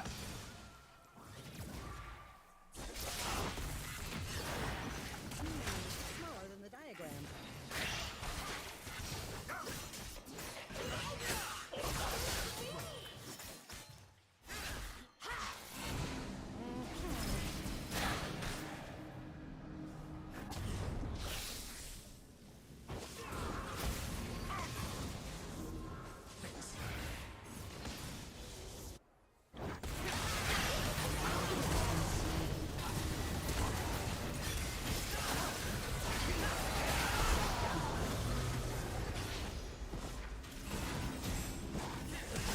Hold on, real quick, K-Rod. Hey, y'all, look, they in here heavy for some reason. I don't know if they just don't like real shit or real boxing talk, but they in here. So y'all smash the like button, bro. If you can't donate to the channel, that's cool. I ain't even tripping. I do this shit for the love of boxing. So if you can't hit that cash app or you can't hit that super chat, y'all smash the like button if you're in here, cause they in here today, bro. And DP Rocker, y'all see what DP Rocker just did? That's the type of shit that we want to get out of here, bro. That's the type of shit that we want to get out of here. For those y'all that's wondering, like, yo, who should I block? What should I do? Shit like that, we get them up out of here, bro. Straight up and down. But go ahead, K-Rod.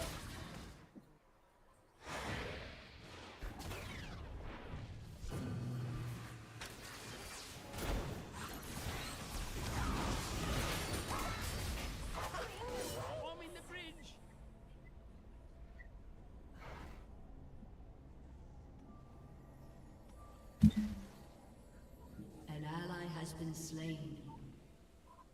An enemy has been slain. Stalking prey again? An enemy is unstoppable.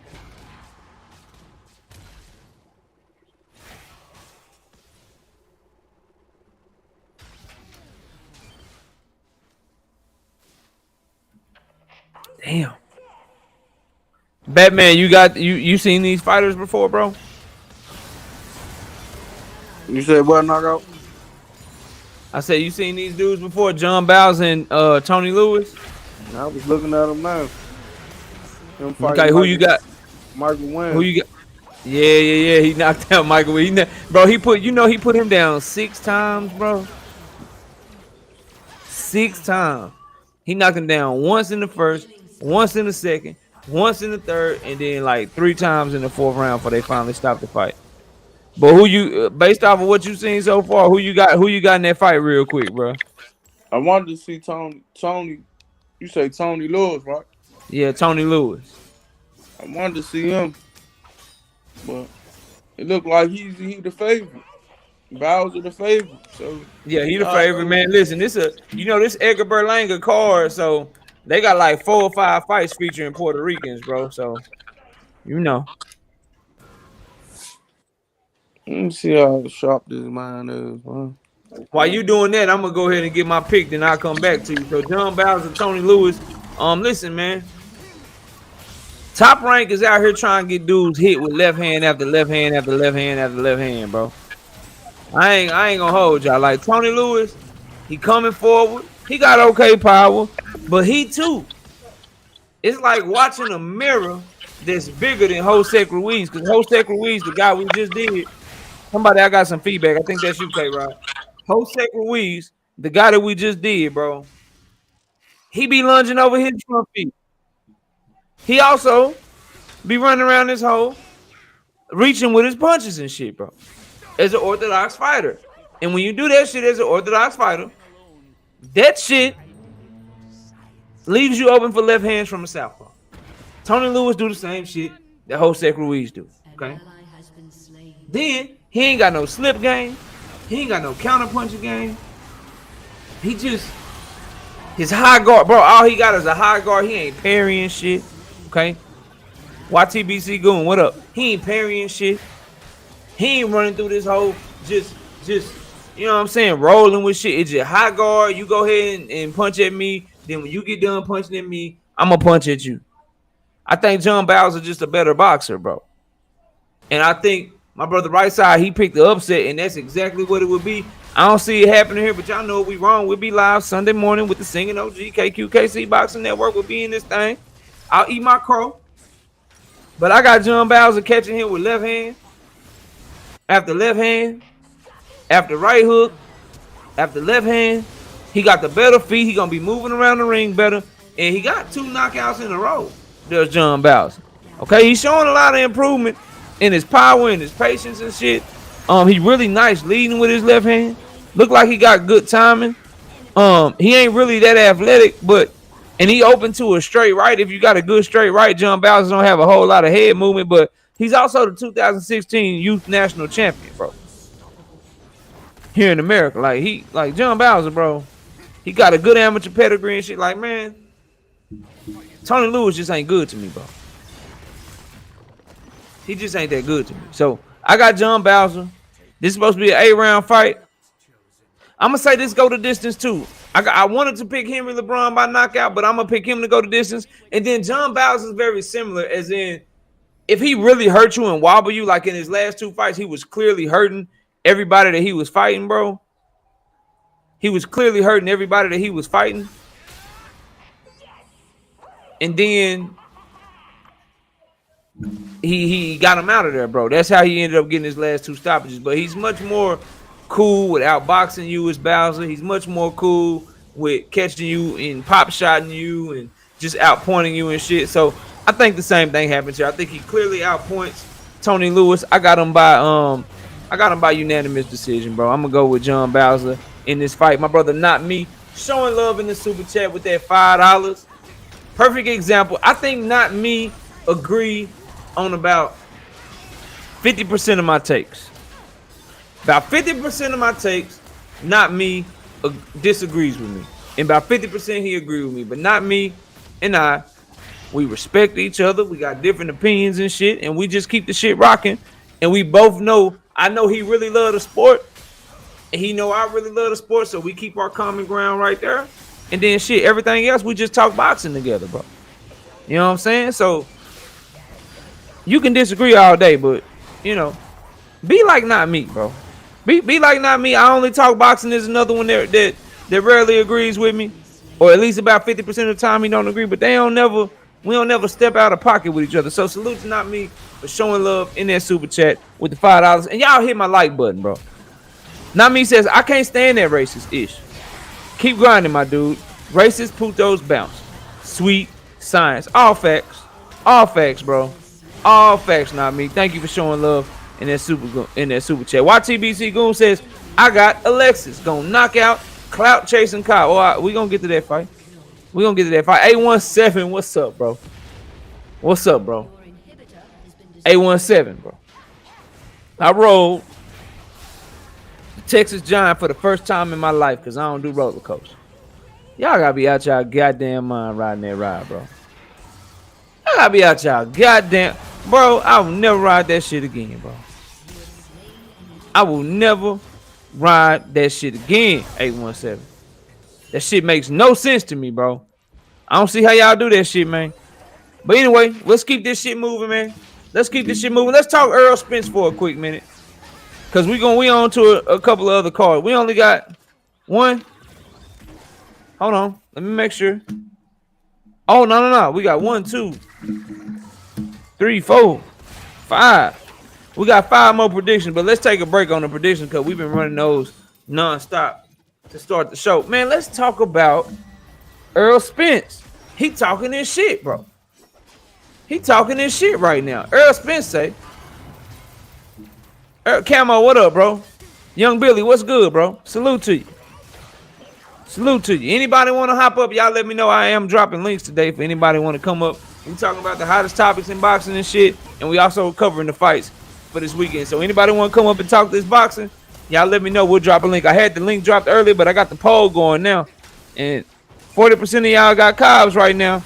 60% of y'all got Roach. Y'all be sure to vote because we are going to break down that fight last because that's the one that I think is the most interesting for this weekend. So if y'all do want the link, y'all let me know, bro. I will drop the link in the chat for you. But let's talk Earl Spence. Earl Spence just said, go ahead. Go ahead, Batman. Yeah. Give your Tony Lewis and John Bowser take, bro. What you got? He getting fucked up. John Bowser, he knows distance. I'm just saying, he knows distance. He got good combinations. He got a nice left hand. The only thing I don't like about Bowser, his foot placement.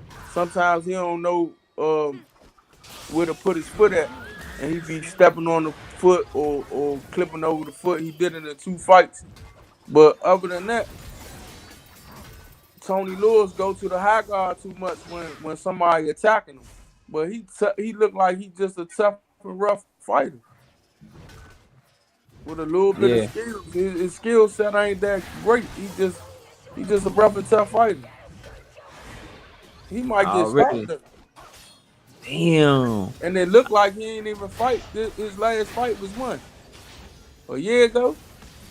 Yeah, he fought in a little over a year, 2020. Oh yeah. Yeah, 2020 was his last time to fight. Listen, I forgot to spit a bar, man. Real quick, my brother Not Me says racing bees bounce. Back when I was smoking, man, I used to get an ounce. All right, that's all I got. Keep this shit moving, bro. Let me see. Let's go to the main event on that card, bro. We done covered all the fights except for the main event. Edgar Berlanga versus Steve Rose, bro. Edgar Berlanga versus Steve Rose, bro. Edgar Berlanga is minus 1,400 to win, minus 400 for the knockout. Steve Rose is plus 700 to win, right? Plus 1,200 to knockout. The fight is plus 325 to go the distance. It's a 10-round super middleweight fight. Edgar Berlanga, 24 years old, Orthodox fighter, fighting out of Brooklyn, 6'1", 73-inch reach, 18 wins, no losses, 16 wins by coming by way of knockout, but he ain't had a knockout in 2 fights. Okay, you got Steve Rose, 37 years old, out of Canada, Orthodox fighter, 5'10", 72-inch reach, 21 wins, 1 loss. That loss was by knockout to Gennady Golovkin in the 3rd round. Triple G knocked his ass out in the 4th round. Excuse me. Okay, 12 knockouts. I said for Steve Rose, and he was knocked out 1 time. Let's go to right side first. I saw you say you back. You in the building, right side? I'm back in the building. Right side, you there? I'm back in the building, KO. Okay. All right, bro. What you got on this fight, man? Hey, what? Quick question. You ain't gonna do Jihad Tucker? You ain't gonna do that fight? Nah, I ain't see that shit till late. It didn't pop up, bro. Okay, cool. All right, it didn't pop up on my shit, bro. I wish I was, but it didn't pop up on my shit. I didn't find out about that fight till I was like on the way home and shit, bro. But Jihad Tucker, I'm gonna tell you right now, I ain't counting this as because I ain't studied the shit, but he gonna win. Hey, that dude can fight, bro. That motherfucker can fight. He gonna win. I like Jihad. I like Jihad. I like him a lot, bro. I like him a lot. Yeah, he gonna win. But what you got on this Berlanga fight, bro? I'm Steve Rose, man. He's a crafty fighter, bro. He's a very crafty fighter, and I don't think he get the credit he deserves. The problem I have is his age. He's up in age, and he's going against a young stud. It is what it is.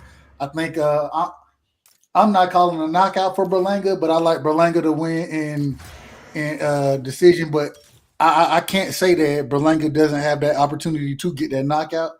I'm interested, man. I was listening to Conor Loco talk about this and trying to see if Berlanga goes back to actually boxing.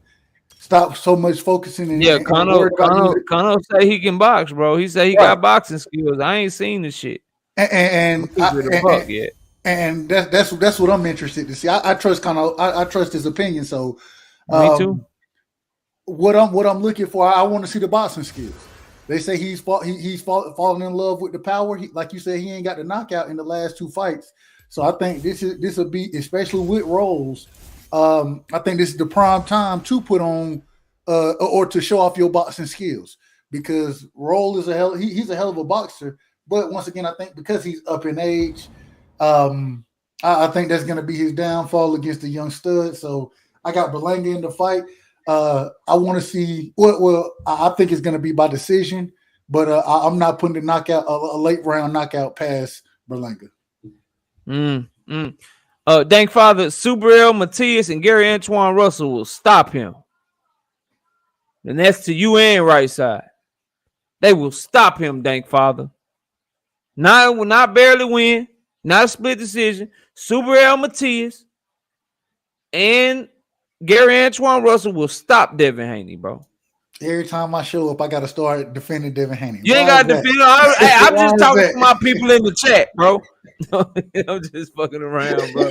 I knew I was gonna get you riled. You good, KO. You good. Batman, who you got in this fight, man? Berlanga, Steve Rose. What's gonna happen in this shit? I know you seen him fight. This the same Steve Rose that got hit on the top of his head and got knocked out by Golovkin. Yeah, that's him. Golovkin, he was doing that shit. He was doing this shit, bro. What is this? What is that shit, bro? I don't know what that shit is, bro. Man, Steve Rose gonna get fucked up, man. Look, man. I mean, at the end of the day, Berlanga ain't been showing as much. He been showing that he could be a hype job, but I got him getting past Steve Rose.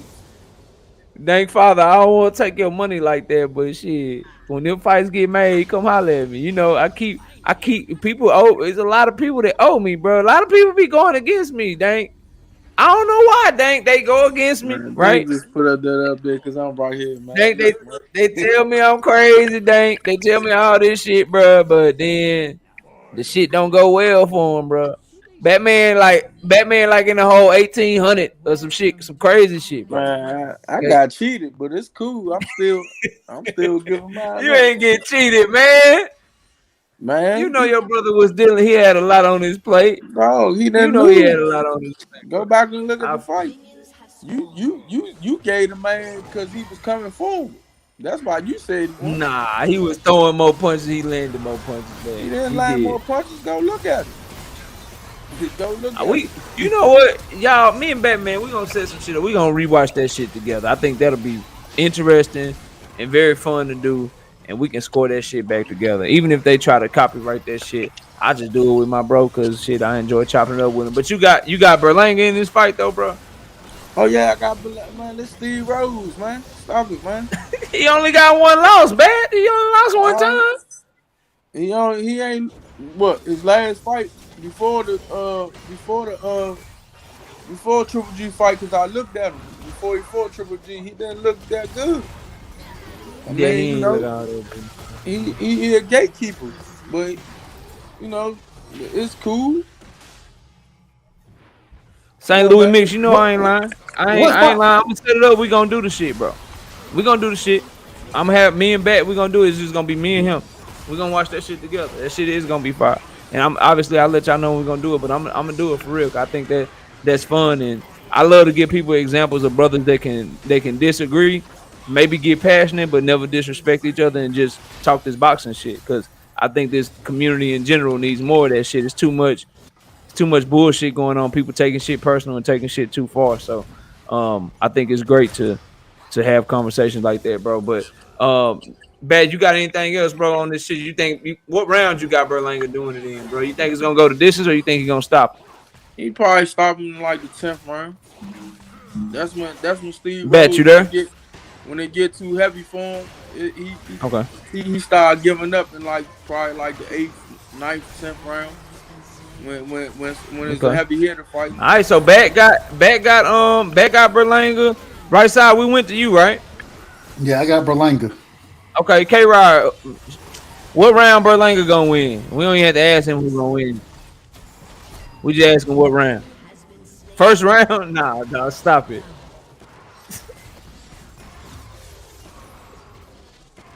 K-Rod, you really got a first round stoppage?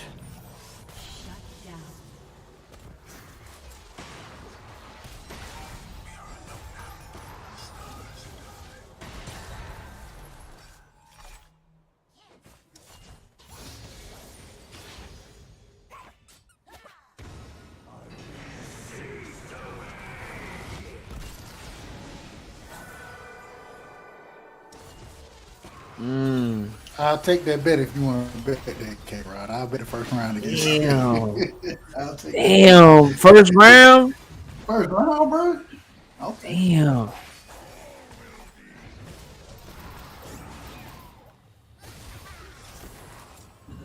All right, well, shit. For me, Steve Rose, man, look, he too old and he ain't athletic enough to carry his left hand like that, bro. That man carry his left hand low as shit. You would think he Floyd or Haney or it's a lot of dudes that be like, they see some shit, they try to duplicate the shit, and bro, like, you ain't fast like that, bro. You not fast like that to be doing all that shit, bro. Why is your left hand so low all the time? Your head movement is very suspect. He can counterpunch though. He got some good offensive skills, but he just done slowed. Excuse me, he done slowed down a lot from what he once was. And honestly, what he once was like a fringe world level opponent for people. You know what I'm saying? To where, like, if you're gonna be world champion one day, if you're gonna be top contender, you should be somebody like Steve Rose. So some counter punching ability, but I like Batman. Like, even though he won his last 2 fights since Triple G, he just slowed down tremendously. And honestly, 37 years old at super middleweight, like, it's one thing you 37 years old at heavyweight, bro. But when you 37 years old down here at 168, 160, 154, them young dudes, bro, they strong, they vibrant. That shit that's gonna be an uphill battle for him. For Edgar Berlanga, even though he don't have no KOs in his last 2 fights, I think his power is real. You know what I'm saying? I think it's real power there. I think that he got to show me he got some boxing skills in this fight. He got to show me he got some boxing skills, because the Berlanga that showed up and fought his last opponent, if he come in there with Steve Rose like that, Steve Rose have the ability to maybe not win because he ain't got enough in the tank no more, but make it very, very dicey. 97 to 93, 96 to 94, split decision type of shit for Berlanga. If Berlanga don't go in there and perform better and show that he's more than just somebody that's coming with some power, right? The other thing I need to see improvement from, his goddamn defense, bro. His goddamn defense was bad in this last fight. He took a lot of unnecessary shots, got himself out of position, got knocked down late in that fight. And he got to cut off the ring better. He was allowing the dude that he was fighting to just walk him into shit. He was just walking Berlanga around the ring and shit, and then boom, firing off some shit off rhythm, whether it be a lead or whether it be some counter shit. And that's how he caught Berlanga and put him down, bro. So being able to cut off the ring better, especially if you're gonna be a power puncher, learn. And you young, you 24 and shit. You ain't like, you can move. Learn how to cut off the ring better. I like his power jab. Get that shit going, and then just let shit flow behind it. Don't load up on your shit.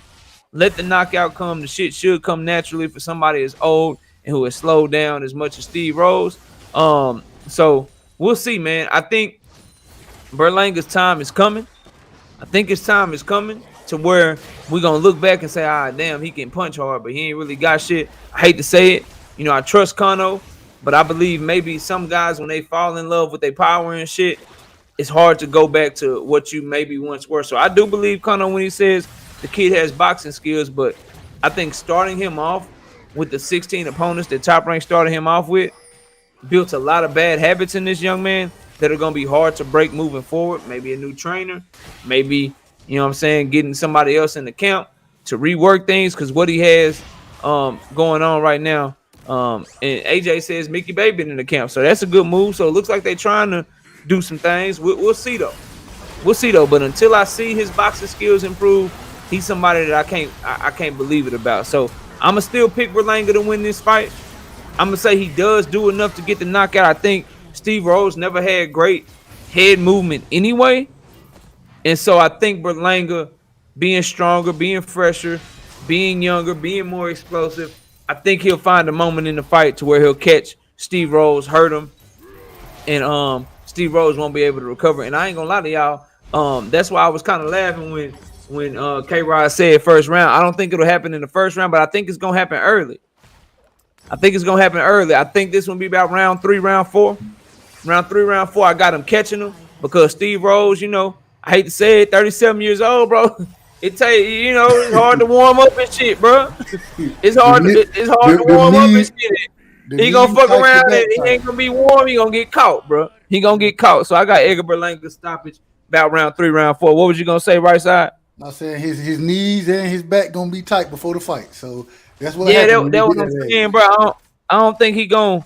But I don't think he gonna. You know what I'm saying? I don't think he gonna really be able to get into the fight. I think Berlanga jump on him early. I'm gonna tell Rose you, to survive the first round or 2, and then I got him about round 3 or round 4. My brother L Dub boxing in the building. What's up, L Dub? Salute, bro.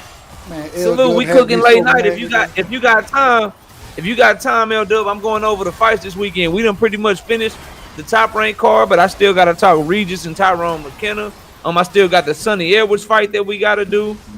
We still got I got the David Avanesian fight, and then of course we got this Alexis Rocha versus Blair Cobb. So if you got some time, L Dub, man, feel free to hop up, bro. But what was you about to say, right side?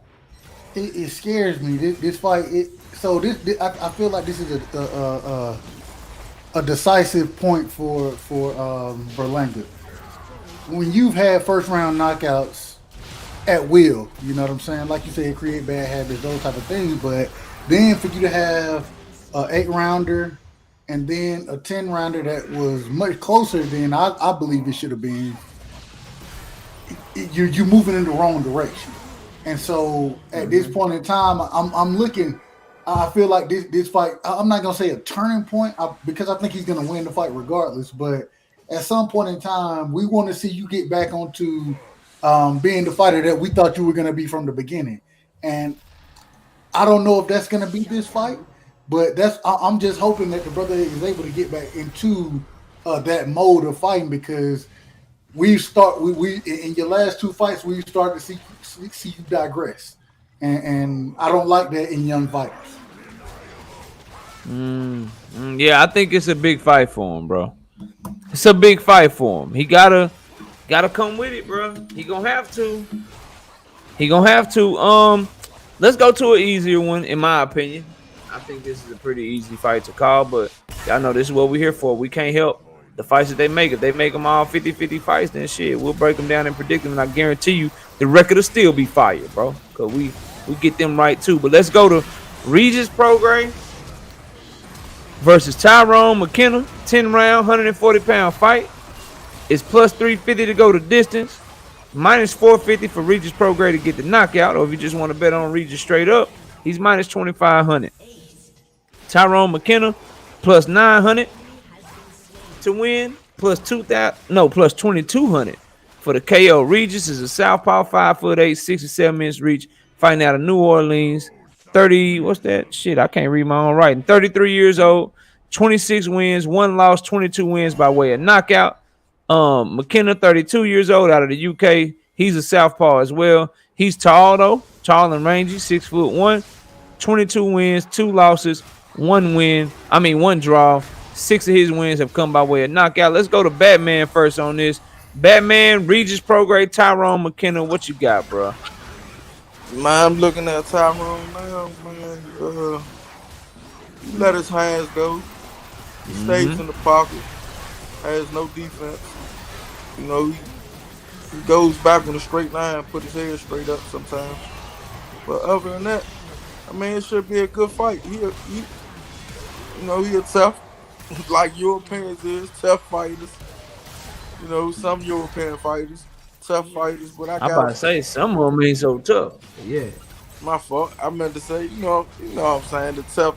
I'm talking about the tough. What you call them? He's a tough kind. Though. He ain't just gonna lay down and shit. He ain't gonna go in there and just lay down and try to fight. I got you. The tough ballroom pub fighters. You know what I'm saying? He's one of them. Mm-hmm. Real thin in the chest, but you know, hopefully, like Coach says, man, Regis that guy, man. Regis going there and do his thing, man, like he supposed to be.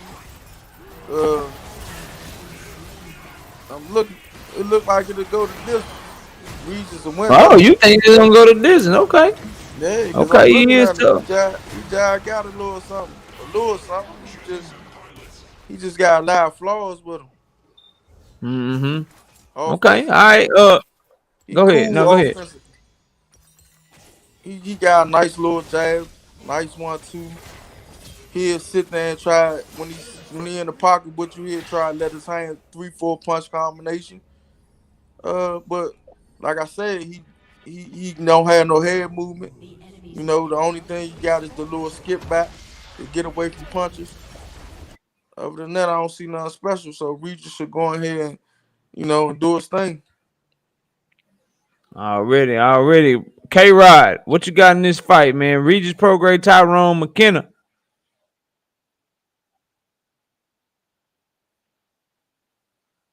Okay. What round? How's it gonna happen? Break it down.